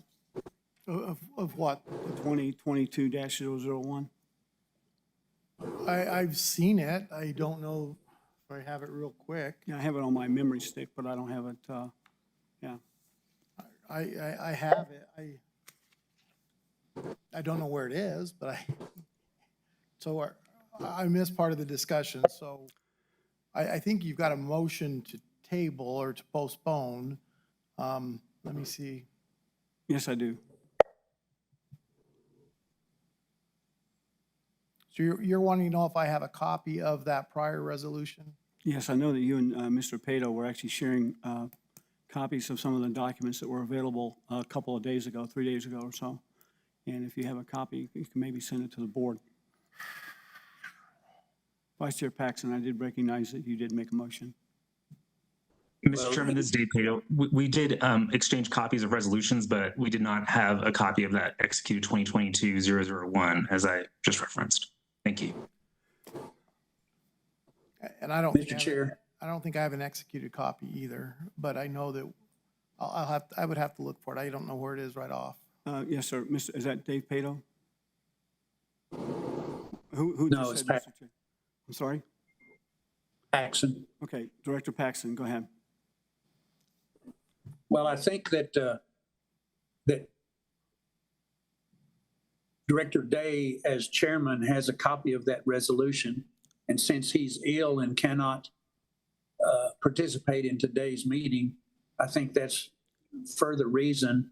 If you send it to me right now, I don't have time to read it and understand it and compare the two. So I would still like to see that we table that for the next meeting and have both resolutions to examine. I understand. I understand. What's interesting is I don't remember, looking at the 2022-001, on my copy, it shows a signature from both Sierra County Commissioner and also from Doña County Commissioner. And I'm not sure that that was actually completed. And so I don't have a copy of a completed, executed copy either. If that's the case, then we can actually do this one without having to rescind the other one, because it didn't actually get completed. But either way, do I have a second for Director Paxson's motion? Seconded, Mr. Chair. This Okay. is Director Hockman-Behill. Thank you. So I have a motion to postpone this till the next meeting, and by Vice Chair Paxson. I have a second by Director Hockney-Vihill, and could I get a vote?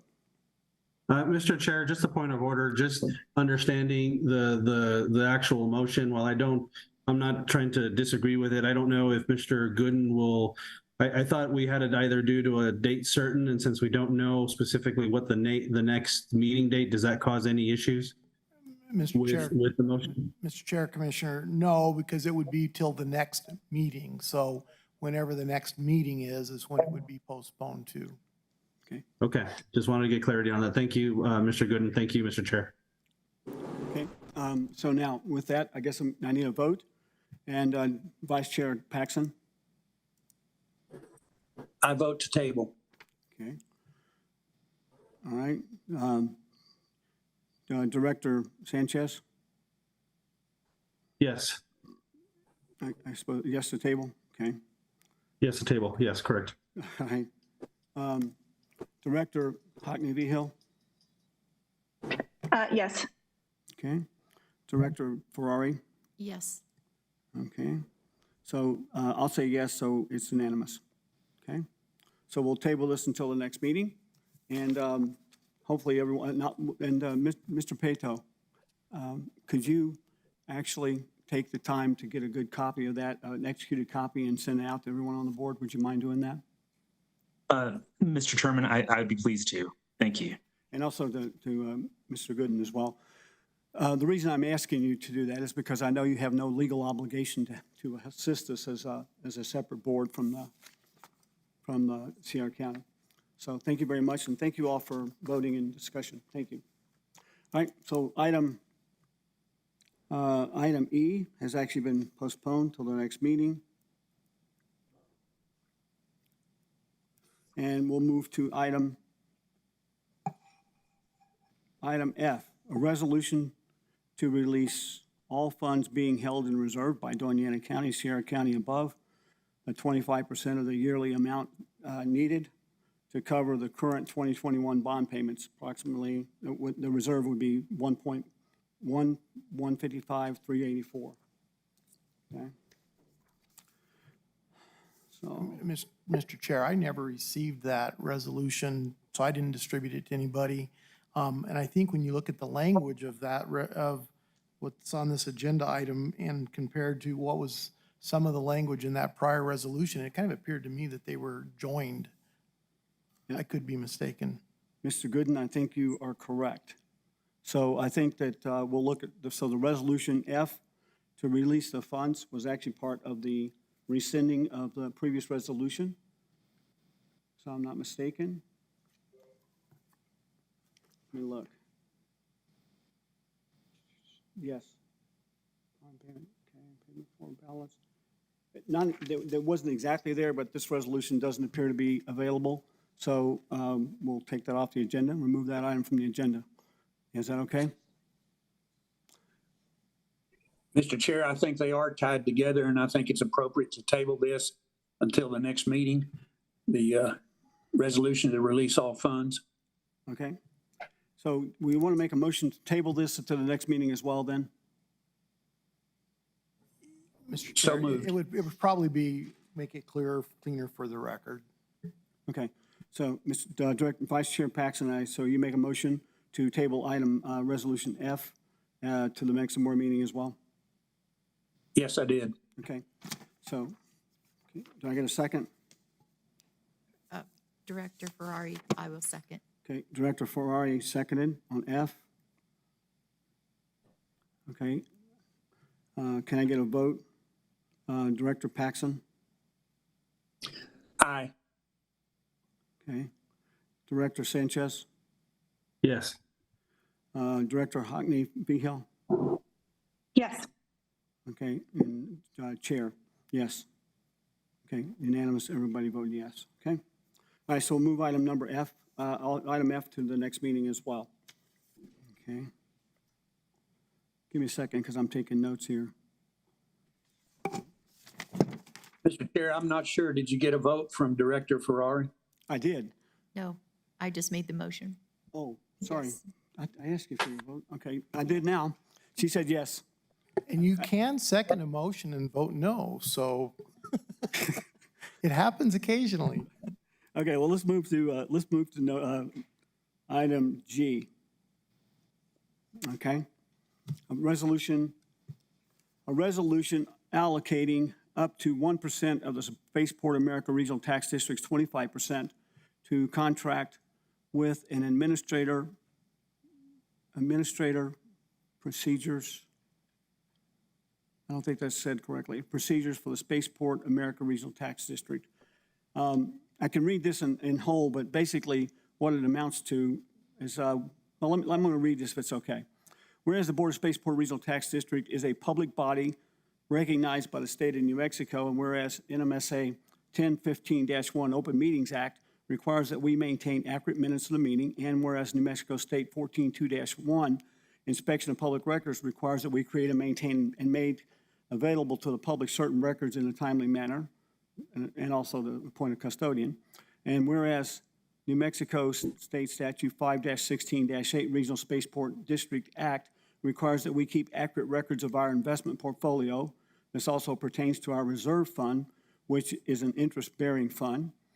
And whereas this board has been relying on Sierra and Doña County to publish meetings and review agendas, resolutions, and minutes, etc., and whereas neither Sierra County nor Doña County are responsible for or being compensated for these services, and therefore be it resolved that the district hereby approves this resolution authorizing the allocation of up to 1% of the Spaceport America Regional Tax District's 25% designated for other spaceport-related activities to be used to contract a part-time, misspelled, I think, there's a dash in there, administrator for the Spaceport America Regional Tax District, and that we request that both Sierra County and Doña County pass resolutions supporting this resolution and make the funds available to us with an approved contract adopted by this Board of Directors of the district on September the 27th, 2023. Can I get a motion to approve?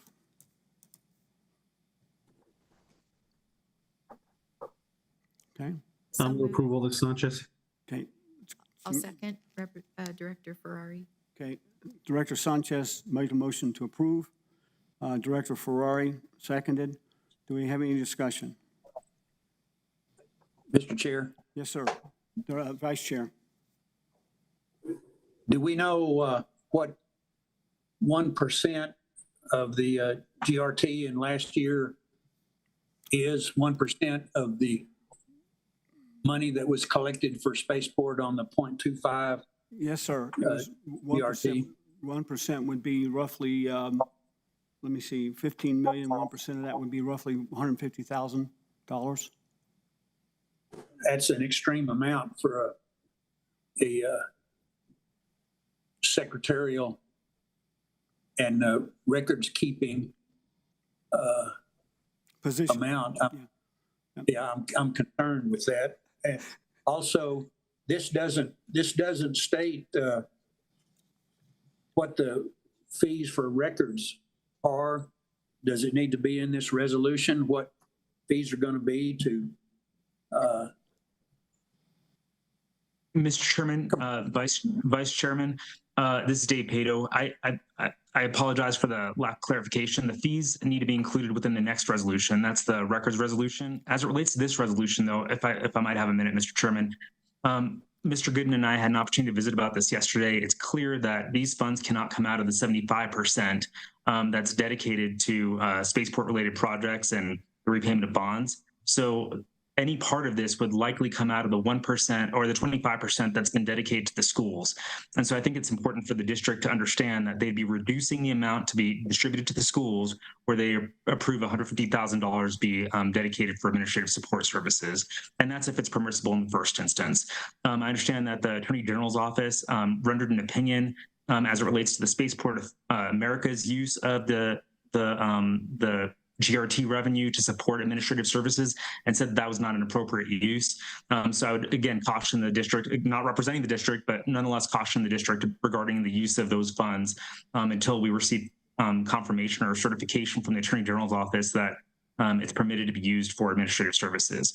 If Sierra and Doña Ana County agree that administrative services are necessary, what I might propose as an alternative would be for the parties to enter into an MOU where they each put up $10,000 or $15,000 to support.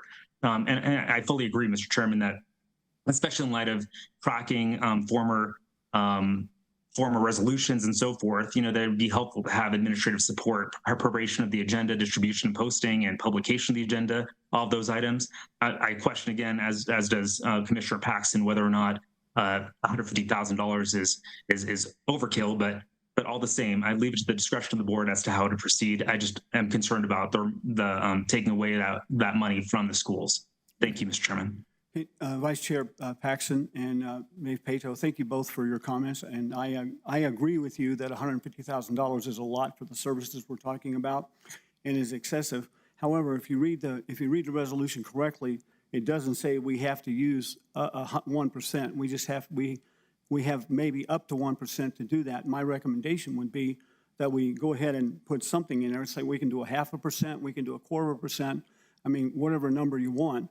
But the idea is that even if we have allocated to us 50%, it would be irresponsible for us to use all that money for something that's not valued, not worth the amount of money we collect. However, I do believe and agree with you that we could probably adjust the 1% down to something like, let's say we go to 50%, that would be up to $75,000. I don't think we'll ever need that either. So if we go to 0.33%, 1/3%, then we're talking about maybe 50,000. And I think for administrative services and everything we're doing, if we didn't exceed 50, I think we could get everything done for a lot less than 50,000 as well. But either way, we still have to have approval of the AG. We have to have approval of the counties, and both counties have to pass resolutions to do that. But this is our first step in basically starting the process. So if we pass this resolution today, we modify the resolution to say from 1% to 0.33% to reduce the amount, and we pass it today, we still got at least 2 or 3 other hurdles to go through. But by not passing it, we don't have any need for anyone else to take it any farther. So I agree. I think we should probably make a motion to amend this to say to 0.33%. And then I think we should go ahead and pass it and see what the county and the AG come up with later. That's my thoughts. And by the way, the fact that we don't have a copy of the executed documents in front of us is evidence that we need something. And Director Hockney-Vigil.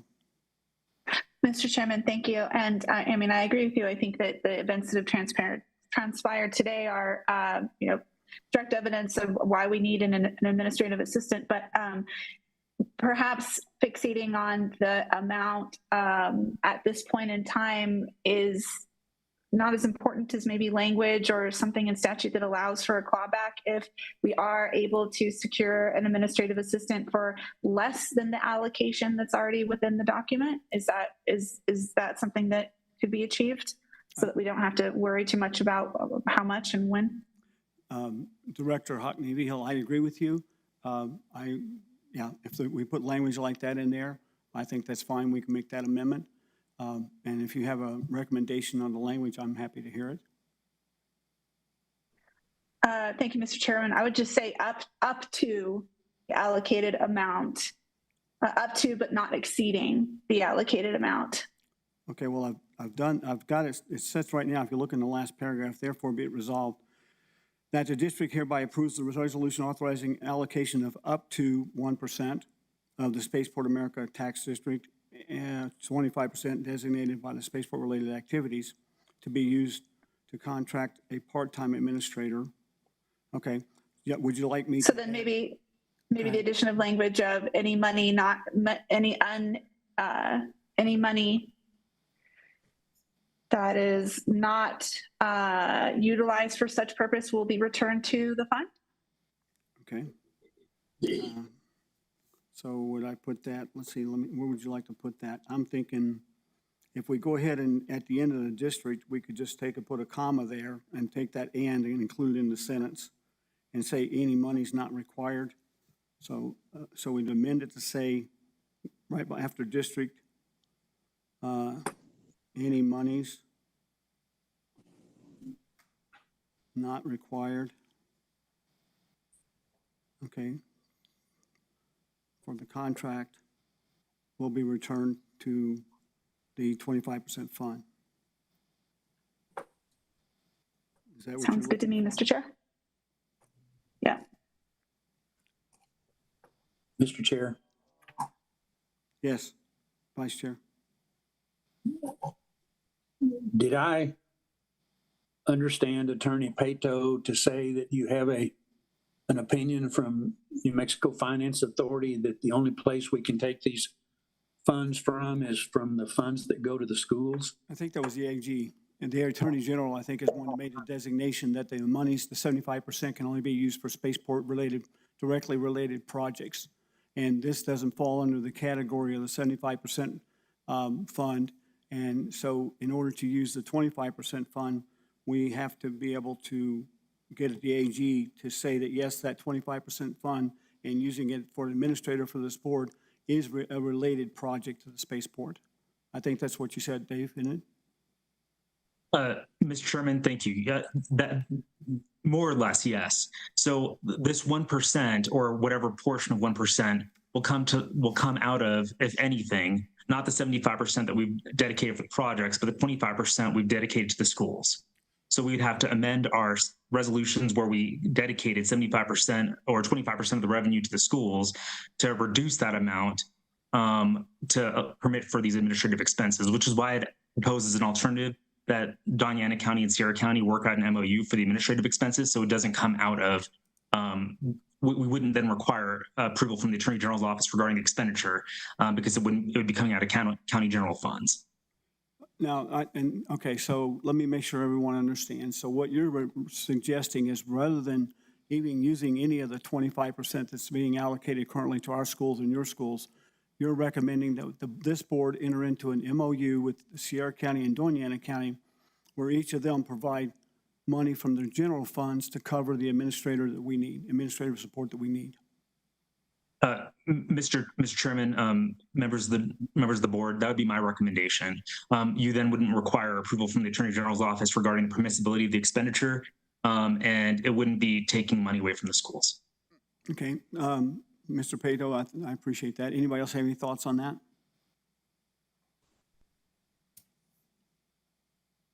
Okay, so second question is this. So do we need to change this resolution to state that we should look for an MOU from the counties to do this as opposed to the 1%? So do we amend this resolution or do we create a new one? Mr. Chair. That was Dave Pato and who else? Paxson. Okay, Vice Chair Paxson. You have a motion and a second. I think that we have to vote on this issue, and then we can take up an option to seek an MOU with the counties. But you've got a motion and a second, so I think you've got to vote on this as presented. I'm not in favor of taking money from the schools that come out of the GRT, and I think that needs to be a key consideration. I would like to explore whatever avenues we have. I'm in total agreement with you that we need some record keeping. We need somebody to have a secure receiving of the resolutions that we pass and the things that we do in our business meetings, and also somebody to have our minutes. So I agree with your thoughts. I just think that this is ill-advised at this time. So let's vote on this motion and see where we go. Okay, yeah. Excuse me for a second, Mr. Pato, Vice Chair Paxson. Okay, if we actually approve this for roughly about $50,000, then $45,000 of that comes out of Doña County. The only impact to your schools will be about $5,000 a year. It's really minimal what we're talking about.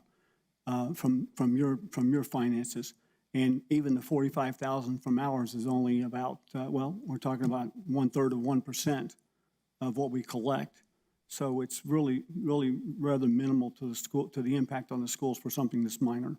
However, I'm good with looking at an MOU just because of the complications of getting approval from both boards and from the Attorney General to take the action as it's currently proposed.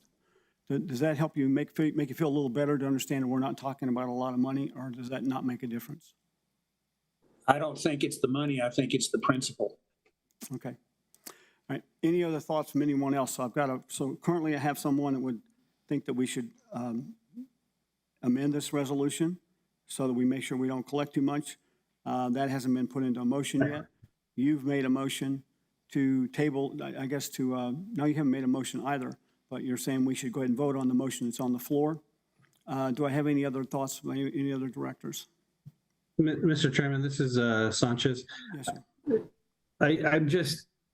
I think given the suggestion by Mr. Pato, I know we do have we have a motion to be considered. We have an action to be considered before us at the moment. But I think it would be, while I get, I don't know, I would like to have further discussion about possibly, I think it values some merit to determine whether or not we want to wait for an AG opinion. Because I think that's where I think where I have some issues very simply is that if we pass this resolution today, we're still going to have to be waiting for an AG opinion before we can move forward with this to even move forward. I think as Mr. Pato was saying, then perhaps we should have some discussion between the counties and determine if there are a way in which we may want to look at funding it through the general funds in some sort of sharing, cost sharing agreement, in which case then we don't need an AG opinion and we would be able to move forward probably in a more expeditious manner. So I don't know, like I said, I do have some concerns with that because like I said, I think the timing, if we do move forward with this, will still be delayed. So I'd almost, I would almost be considering a motion to at least to the, postponing this to the next meeting, just so that it'll allow us to have time to have some discussion to find a better way forward, or waiting on to get further resolution from the AG. Okay. This is, by the way, I appreciate all this discussion. This is exactly what we need to be doing as a board, is giving everyone an opportunity to have an opinion, have a discussion, and try to come to a consensus about what's the best thing to do for the board and for the state. Are there any other thoughts before somebody makes a motion? Okay, so now we currently have a motion on the floor. We don't have any amendment motions yet. We don't have any motions to table. Are there any other motions anyone would like to make before we vote on this motion, the current motion to approve this? Mr. Chair, this is Sanchez. I would like to make a motion that we postpone this to the next meeting. Okay. Can I get a second? Director Ferrari will second. Okay. Okay. Motion to postpone. Director Sanchez, seconded by Director Ferrari. Okay. So with that, let's take a vote. Vice Chair Paxson. Yes, to postpone. Okay. Vice Chair Sanchez. Yes. Vice Chair Hockney Hill. Yes. Vice Chair Ferrari. And Chair Reynolds, she said yes, and Vice Chair Reynolds, yes. Okay, so we'll postpone this till the next meeting. I'll work on some language on it, and we'll also talk about the MOU with the counties. Vice Chair Paxson, can I get you to work with Mr. Pato on that, and I'll work with Mr. Gooden? And we'll Absolutely. we'll talk about that, okay? Now, that brings us back to item D, inspection of public records. Okay, let me get to it. Regional Open Meetings Act.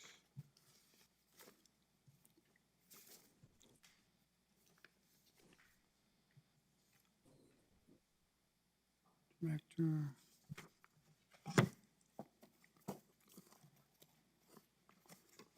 Sorry, I'm looking for my document on that. I had it here just minutes ago. Yeah, that's fine. Okay, so now we have a resolution. Resolution designating the records custodian and procedures for the Spaceport America Regional Tax District. Do I have a motion?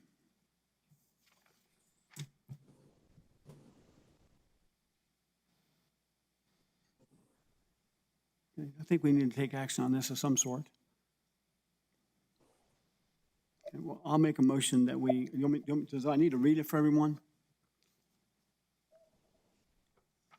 Let me read it. Let's go through that.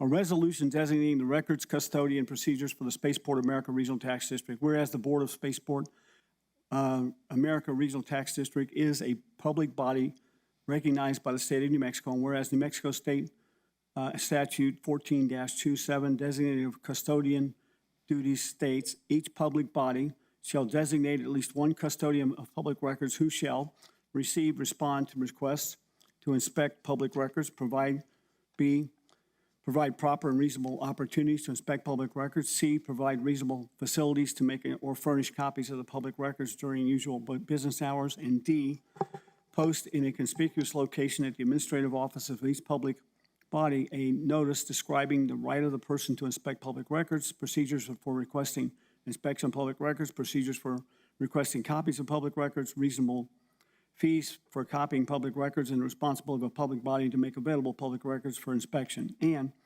whereas New Mexico State Statute 14-2-8 procedures for requesting records states A, any person wishing to inspect public records may submit an oral or written request to the custodian.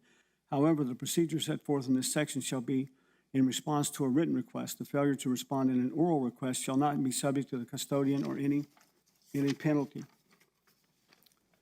Nothing in the Inspection of Public Records Act 14-24, New Mexico State Statute 1978, shall be construed to require a public body to create a public record. A written request shall provide the name, address, and telephone number of the person seeking access to the records and shall identify the records sought with reasonable particularity. No person requesting records shall be required to state the reason for inspecting records. D, a custodian receiving a written request shall permit the inspection immediately or as soon as is practical under the circumstances, but not later than 15 days after receiving a written request. If the inspection is not permitted within the 3 days period, 3 business days, the custodian shall explain in writing when the records will be available for inspection and when the public body will respond to the request. The 3-day period shall not begin until the written request is delivered to the office of the custodian. E, in the event that a written request is not made to the custodian having possession of or responsibility for the public records requested, the person receiving the request shall promptly forward the request to the custodian of the requested public records, if known, and notify the requester. The notification to the requester shall state the reason for the absence of the records from the person's custody or control, the record's location, and the name and address of the custodian. And therefore be it resolved that the district hereby designates another designee to serve as a records custodian until replaced by another designee, adopted by this board. Let me kind of highlight why this is needed and why it's necessary. If in fact we create any kind of public record and someone wants a copy of it, then we don't have to create a new record. We have to, whatever records we have created, we have to make available to them in a reasonable amount of time.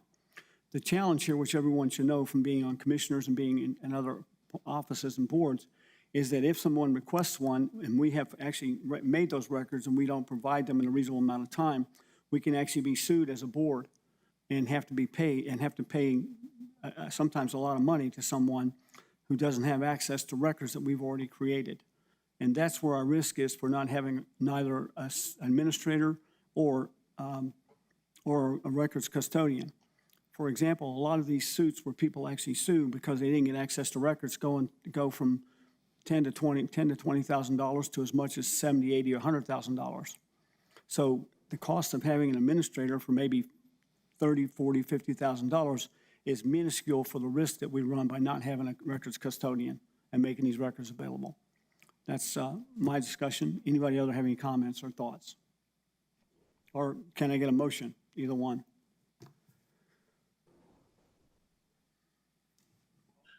Mr. Chair? Mr. Chair, I have that you moved its adoption. It needs a second. Oh, it does need a second. You're right. Thank you. And my question, Mr. Chair, is who would do this? I'm sorry, Oh, there's procedurally, I no- think we have to get a second to have a discussion. Otherwise, it fails. That's It fails usually for no discussion. best. Huh? That's usually best. Yes. Because it's the motion I've and the made the second. motion to approve, and then without a second, the motion fails. So, and we can't have a discussion until we have a second. Mr. Chair, I will second. Thank you, thank you, Director Ferrari. Okay, That way I can ask a question. you can. My question is, until we are able to resolve who the administrator will be, how would someone know who the custodian is until that time? Okay, your question is, if we don't resolve the issue of an administrator, then how would they know who to contact? Well, last year we did this. We actually appointed, or excuse me, Director Day actually volunteered to be our records custodian along with our secretary. So as part of his duties as a secretary, he was not only a secretary, but also the records custodian. So if someone had a request or made a written request, then he was the one responsible for coming up with the appropriate documents to respond. So it can actually be, for this position, it can actually be one of our board members. If anyone would like to volunteer. Mr. Chair, Yes, it's Paxson. yeah, Director, Vice Chair, yes, sir. I don't see in your reading the resolution if there are rates for inspection. Does that not need to be in the resolution? You know, I'm going to ask for one of the legal persons to address that. However, I do remember reading an Attorney General decision that said there's no charge for labor for preparing these documents, and that the charge could not exceed a reasonable amount of charge, which is like $1 a page for responding to these requests, if we actually provide them in writing. If they actually come in and get to review them and sit down and just sit and look at them in the facility where they're kept, then there's supposed to be no charge to actually provide these, is my understanding of the AG's opinion. Am I incorrect in that, Mr. Gooden? That basically conforms to my understanding, my interpretation. Yeah. So actually, we can set a fee, but it has to be very nominal. And to be honest, $1 a page for producing the document is hardly worth putting in writing, in my opinion. But you have to tell us, since we don't have the money to do it anyway, I don't know what to say till we get an administrator. Mr. Chairman, if I might, this is Dave Pato, and I don't know what Doña County's process is, and if this is the standard form of IPRA resolution that Doña County adopts every year, but in Sierra County's resolution, we do set forth the fees. There's audio recording fees, there's records, just documents, papers, and an 8.5 by 11 can be up to $1, but if it's a larger sheet, maybe plans of some sort, then that carries with it a higher rate. And it's important that we set fees because it would violate the anti-donation clause to just make the records available with no cost. So, and that fees are something that's generally set by the governing body, but I leave it to the discretion of the board as to how to proceed. Okay, so Director Paxson, do you have a recommendation on how we modify this resolution in order to add the fees? Well, we do have set fees, and Amber Vaughn can give us what those are. You know, we do fees for CDs as well as copies of plans and copies of pages. You're right. If they come in and review them and look at them and take notes on their own paper, they're free. They're free. But if it is an administrative cost, Sierra County identifies those administrative costs. And Amber, if you have those, you can share those with the board. If you give me just a moment, I'm pulling them up. When you say administrative costs, you're just talking about material, because we can't charge for the time, according to the AG's law. We understand that. We don't charge for the time. Okay.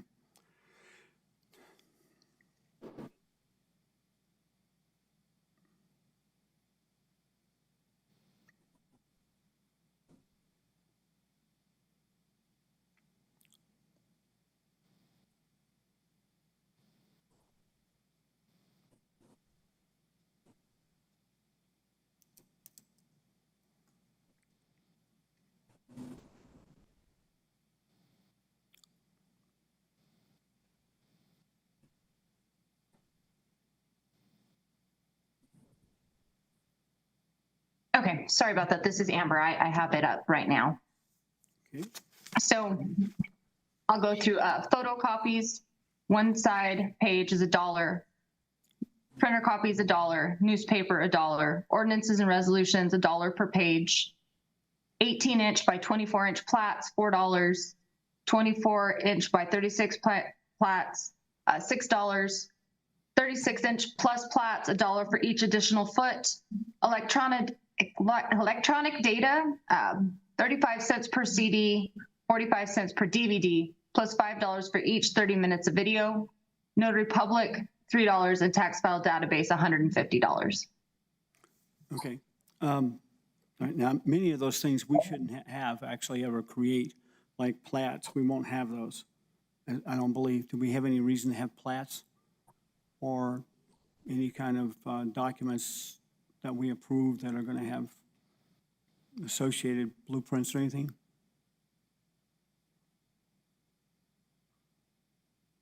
Mr. Chairman, this is Dave Pato. I'm not sure that I can answer that. I mean, I guess it depends on the projects that you all approve and what's provided by the authority in support of those projects. I would think that it's possible that you would, but I wouldn't be able to say with any degree of certainty. Yeah, just I was thinking is if we did approve a project where there was the construction of a building and we were given plans, we could be asked for those plans, I guess. So I suppose you're right. Okay, so can somebody, so how should we do that? Can I actually have you give me a copy of yours and we adopt the policy that you have currently in Sierra County for the moment? As far as the fees go, and I add that into here as a motion to amend this with a section F on the actual defines of fees. Mr. Chair, if the board is willing, Sierra County would make available their rates for inspection of records. Okay, is that a motion? Director Vice Chair Paxton, is that a motion? I would make that a motion. Okay, so the I would motion is make that an amendment to the motion. Yeah, the motion is that we adopt the rate policies as provided from Sierra County at this moment. Correct? Yes. Okay.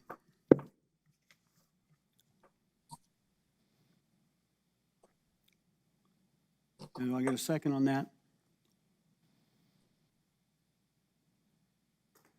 This is Sanchez, I'll second. Okay. All right, so we have a motion to amend to adopt the Sierra County rates for response to IPRIS. Okay. Okay. Can I get a vote on that, Vice Chair Paxson? Yes. Sanchez? Yes. Hockney Vigil?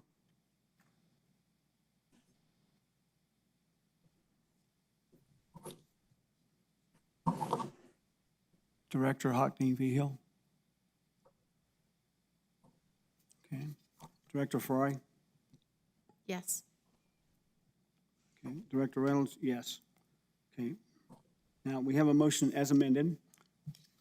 Now we have another decision to make, and that is in section, therefore be it resolved that we hereby designate so-and-so to serve as a records custodian until replaced by another designee. So does anybody have a recommendation as to who that is? Or a volunteer?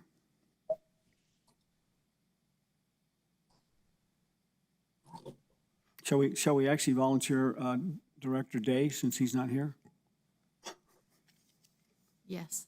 I might suggest this Dave Dado again. I apologize for too much participation here. but I think with Commissioner Day, who volunteered last year, I don't know that it would be necessarily fair to have him do that.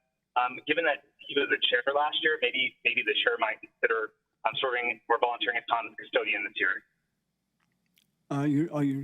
You're recommending me to do it? Mr. Chairman, that's completely up to the board and to you, sir.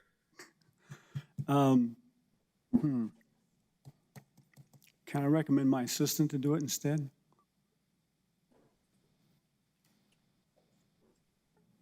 I think as long as we have a person and a phone number and email, it can be anybody. At this point, it's unpaid. Mr. Gooden, you have an opinion? You know, Mr. Chair, I would, because your assistant's a part-time employee,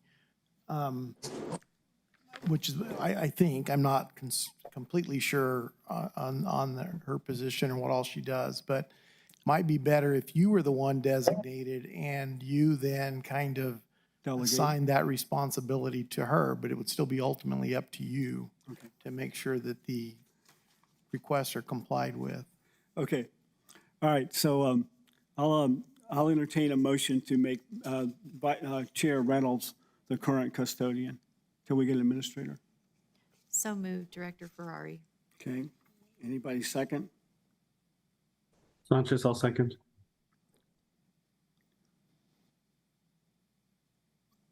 Okay, so we have an amendment motion to appoint Chair Reynolds as the current records custodian until replaced by another designee. Okay, so can I get a second? Can I get a vote on that? Director Paxson? Yes. Director Sanchez? Yes. Director Hockney-Vigil?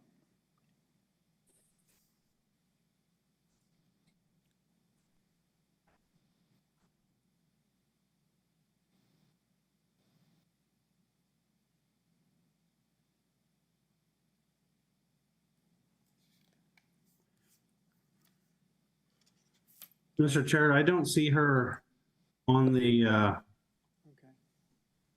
as an attendee anymore, so she may have dropped. Okay. Okay. Director Ferrari? Yes. Yes. And Director Reynolds, yes. Okay. So the vote is 3-1 or 3-0. 3-4. Okay, 4-0. Okay. All right. So next item on the agenda. So now now we've got two amendments. Now we have to approve the item as amended. Okay. So now could I get a vote on the item approved as amended? Okay. All right. Vice Chair Paxson? Yes. Sanchez? Yes. Ferrari? Yes. Okay. Hockney-Vigil, not present. Yeah. And Chair Reynolds, yes. Okay. So that passes 4-0. Okay. So that resolution is done. We've got next item on the agenda is item H, consideration of proposed spaceport projects for SARSDA funding. I think that's the next item. Okay. And that would be Mr. McLaughlin. Thank you, Chair. This is a pretty short presentation. Looks like it's already up on the screen, so I'll go ahead and go forward. So this first picture is just looking north toward the spaceport. Then we're looking at the HLA, that horizontal launch area, and down on the right is the vertical launch area, and just kind of gives you an idea of some of the roads that I'll talk about in a second. That's about 5 miles distance. Next page, please. The request, of course, is based on the statute about financing, planning, designing, engineering, construction of a spaceport, as we've discussed. So this isn't about operations. It's about new items or items that are designed to add new infrastructure. And the point of all these is to improve the facilities in order to expand operations, draw on customers, and of course, increase revenue. That's, where we're headed. We're not just doing this to make the spaceport look nice. We're trying to bring in more customers. As we talked about, we already have a certain number of tenants and customers and activities that we have economic impact. And what we're trying to do is make sure that economic impact and the number of jobs is higher every year going forward. Next page. Just a reminder, we're on state trust lands. And so this was a fortuitous place where the spaceport was located, over 18,000 acres of state trust land. So part of what we do is we pay some of our leases, subleases to the state land office. But this, again, to give you an idea of the spaceport, it's about 10 miles, a little more than 10 miles from top to bottom. And I'll point out this little parcel to the left side on the west side is called, it's where the Upham train stop was many years ago, so we call that the Upham parcel, and that was originally acquired, I understand, years ago as a possible industrial park for Boeing when they were thinking of doing the single stage to orbit. So it's just something to note. Okay, next page. So I compiled with the rest of the staff a list of possible uses for the money. And so this table has a pretty long list. It's close to $17 million.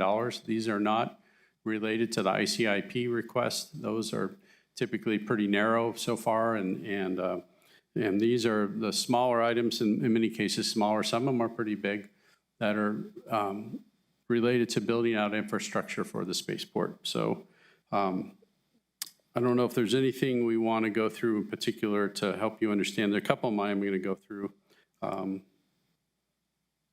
Let me see real quick. I think there's just enough pictures that I can talk about this going forward. So go ahead and go to the next slide. So the roads to the spaceport, while some of them have been improved, a lot of them are still just dirt roads. Some of them are fence line roads that the farmers use, that are on BLM land that we use. Some of them are county roads that the county maintains, but isn't able to always maintain them at the level that we need for the customers. So this first slide is one of the roads out to the southern side of the spaceport where Spin Lots is located. And this is just what happens after it rains. And so we have to have a grader come out and we have to fix the road. So the standard on the lower part of that slide is the standard we're trying to build up these roads to. And with 10 miles of roads all around the spaceport, this is something we're trying to work on slowly. 2 years ago with the Spaceport America Cup was stalled for a day. We basically lost a day because of rain. And we've had other instances where customers couldn't get to the site or were delayed in getting to the site. So that's where the roads is, and that's why it's such a big ask. The next slide is an example of a brand new road. This is page 6. So one of the roads that's been causing us trouble is in black. And so the green is a new road across the spaceport, which will do two things. It will open up that part of the spaceport that's on spaceport property, and it will allow us to build out the green portion while the black, which is mostly county roads, continues to be in operation. So that's another, with these kind of narrow dirt roads, if you're working on it, you can't use it. So this allows us to build out that road. It's actually a shorter amount to build up than it would be on the black. So just to give you an idea of that. The next slide, page 7.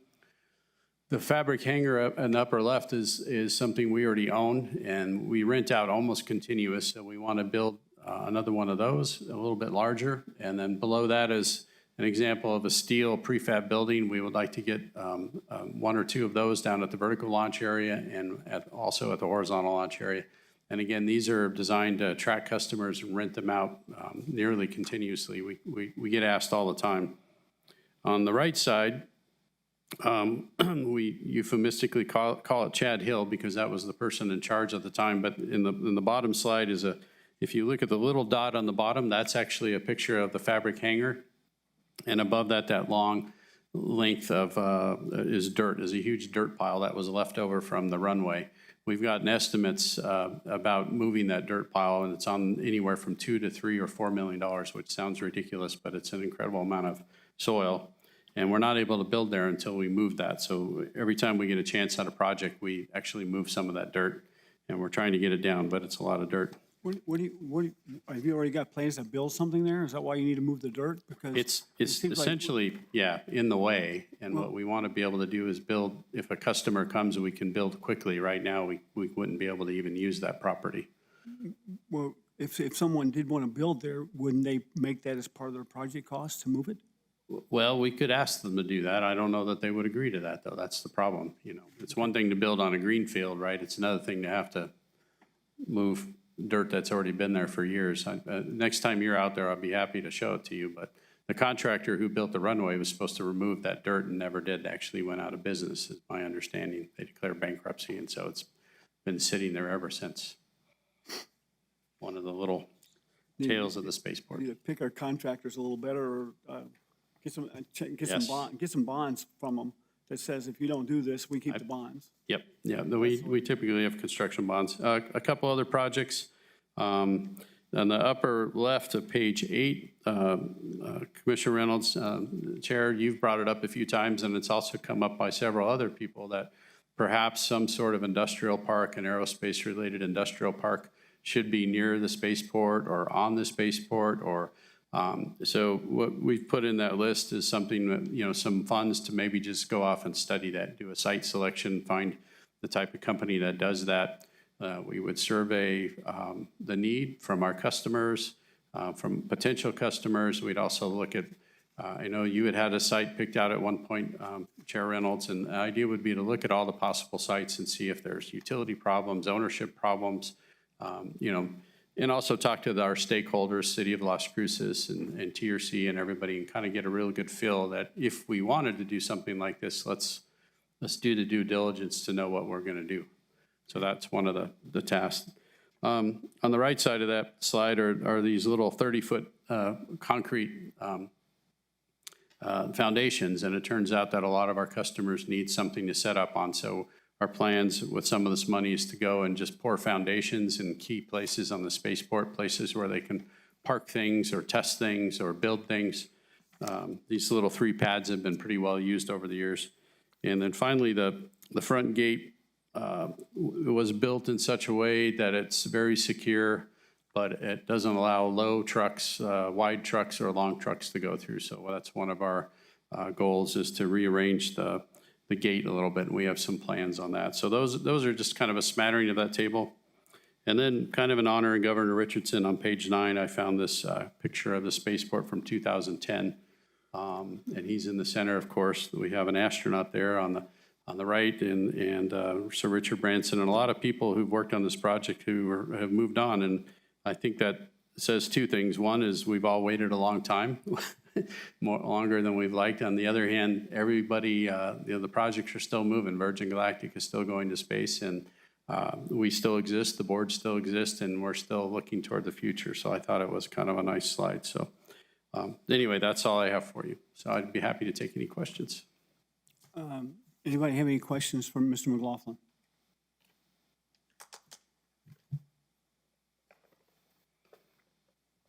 I have one question.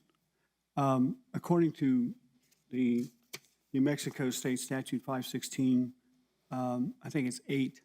So one of the options that we have for the use of the money is actually to loan it to companies, loan it to organizations. So would you be willing to actually have us loan you some of the money and pay it back in interest, so we would be able to continue to create like a sustainable model for how we fund the spaceport? Have you thought about that even? I have not thought about that. Okay, think about that. When you go in and look at New Mexico State Statute 5-16-8, some of the options for us to use the money is in support of your mission, is to actually loan them out to contractors or loan them out to people and have them come and pay us interest on it to return the money, so we have keep kind of a revolving fund that grows.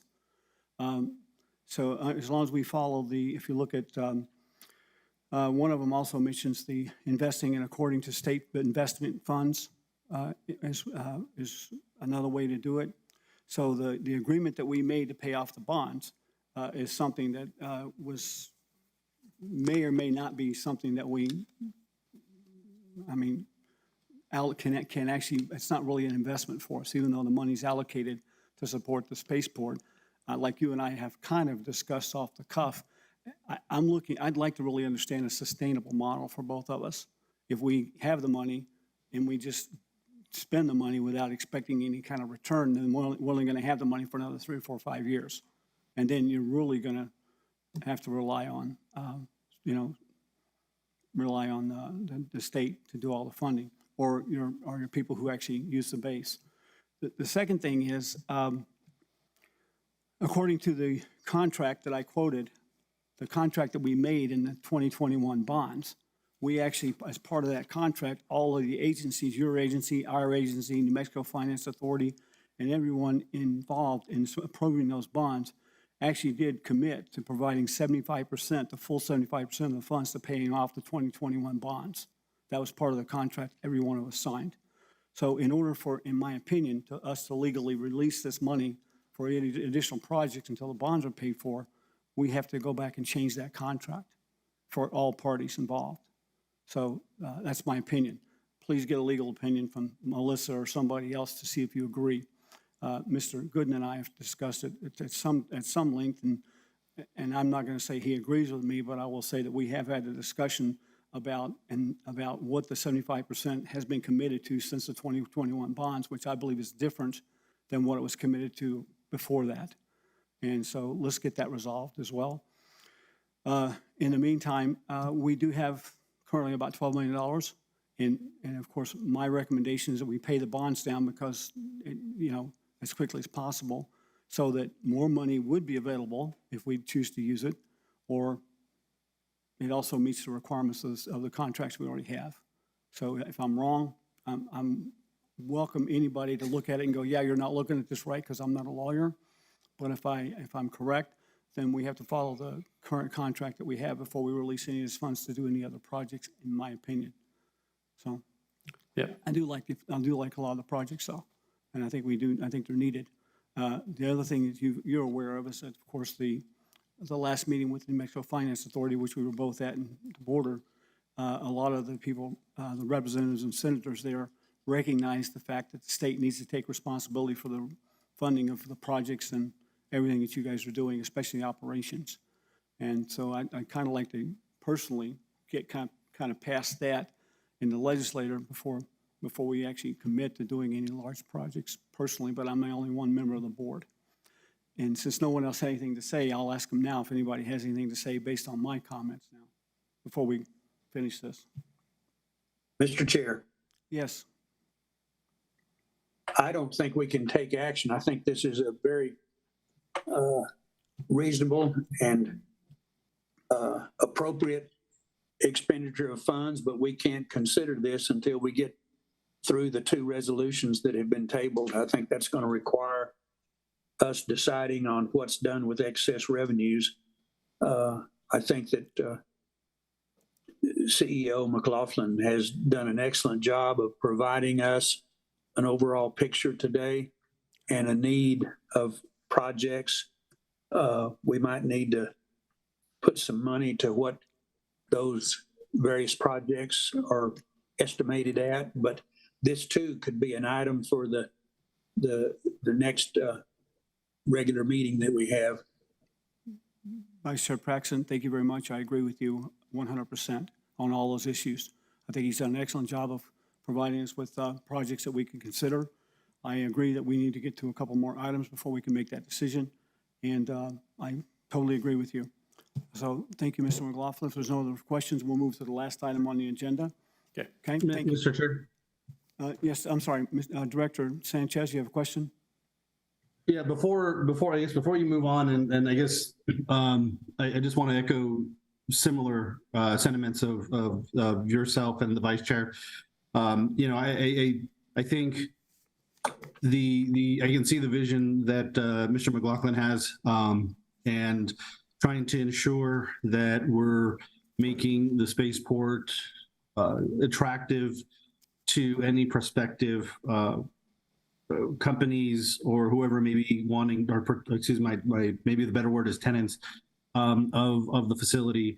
But I think as the Vice Chair pointed out, and I think you had touched on it as well, is understanding what the decision will be on the rest of the funds. And so that way we know you know, what direction this board will take or want to take with those funds. And then if based off of that, then we can make this decision. But even though this is on, it's just, do we have to make a decision, or do we have to postpone this, or is this just No. this item? You know, we'll just move it over to the next one without having to take any. Yeah. Having to do. Yes, Director Sanchez and Paxton, you're correct. There's no action requested on this item at this time, so we have no resolution to consider.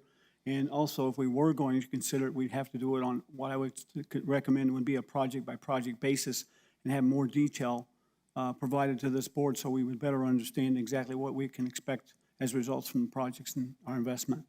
Because I think if you look at the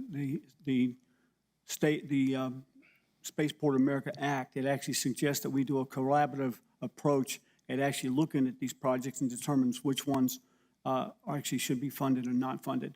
And so we would need more information to present it to this board in order to do that.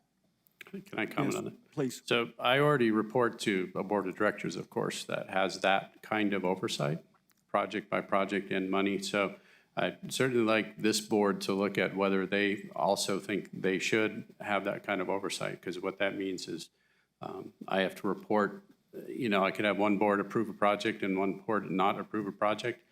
Even getting this board hasn't met for over a year. So getting in that kind of position, I think, is dangerous. What I've put down here is what are considered legal use for the money, and that's obviously in the statute, proper and legal use. So I would invite the board to explore whether they have to go project by project, because that, again, I already do that with the New Mexico Spaceport Authority Board.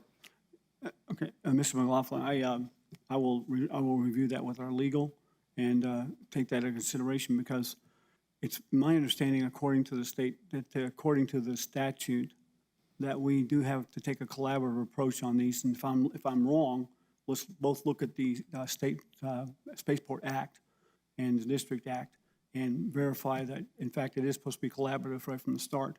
I think you'll find that in 15-16-8, I think it is, or 10, I think it's 10, that actually talk about the funding of the projects, 5-16-10.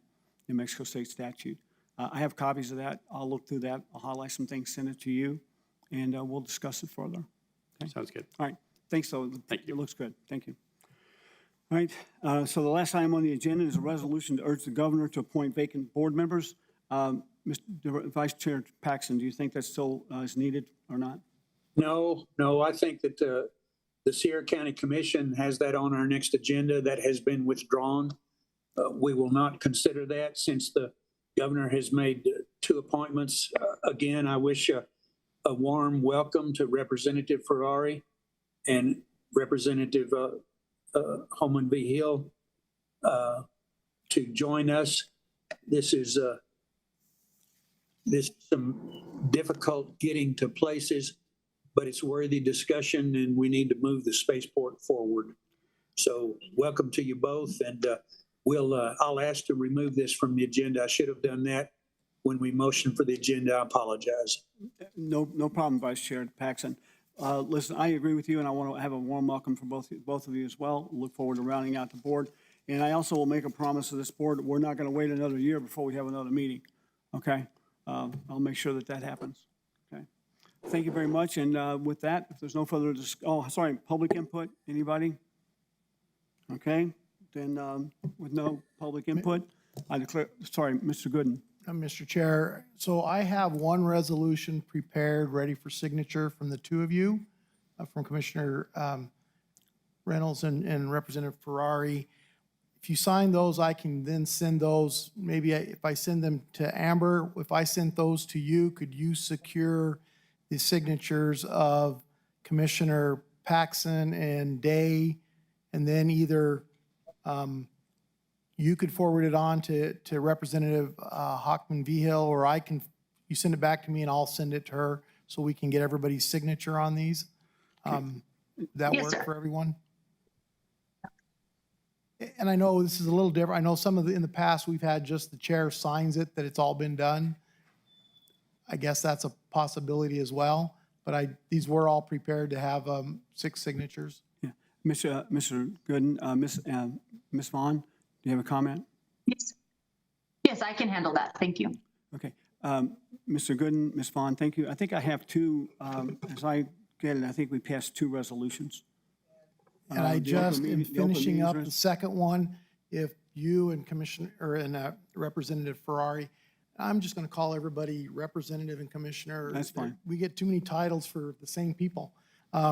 If you two could hold on for a minute or two, I can have this other one ready for signature as well. It looks to me like we have two that got passed. We have the opens meetings resolution, and we also have the appointment of a inspection of public records. Yes, Custodian. custodian. So we had items C and D both got passed. Correct. That's what I've got. Some And I- with some amendments on C. And I think I have the amendments on the one for the public records. What I've done, there was a paragraph that Sierra County had in theirs that preceded their actual table of fees, which just basically explains when the fees are imposed. And then I've added their fees in. I've added in Commissioner Reynolds as the custodian, and that's basically it. So I think I've tracked what was done with the amendments, and I will send this to the printer right now. Okay. And before the two of you leave, perhaps we can have your signatures on them. All right. Thank you, Mr. Gooden. Thank you, Ms. Vaughn. Appreciate it. And thank you, Board. This meeting is adjourned. Mr. Chair, Yes. I wanted to remind Mr. Gooden that he'll need my signature too. Yes, So, Commissioner Sanchez, I just thought of that as you chimed in. It's like, well, okay, there is one more. I will get your So- signature before I send it up to Ms. Vaughn. Yeah, I was going to. If you would be able to leave it with either Alicia or Amanda, I can stop by this afternoon and get it signed. Okay, that'll work good. Yeah, I was Thank you. going to tell him that also, Director Sanchez. Thank you. Okay, well, thanks everyone for their time today, and we'll talk. This meeting is adjourned. Thank you. Bye. Thank you, Mr. Sherman. Thank you, everybody. And thank you, Nelson, for preparing that resolution. Really appreciate it.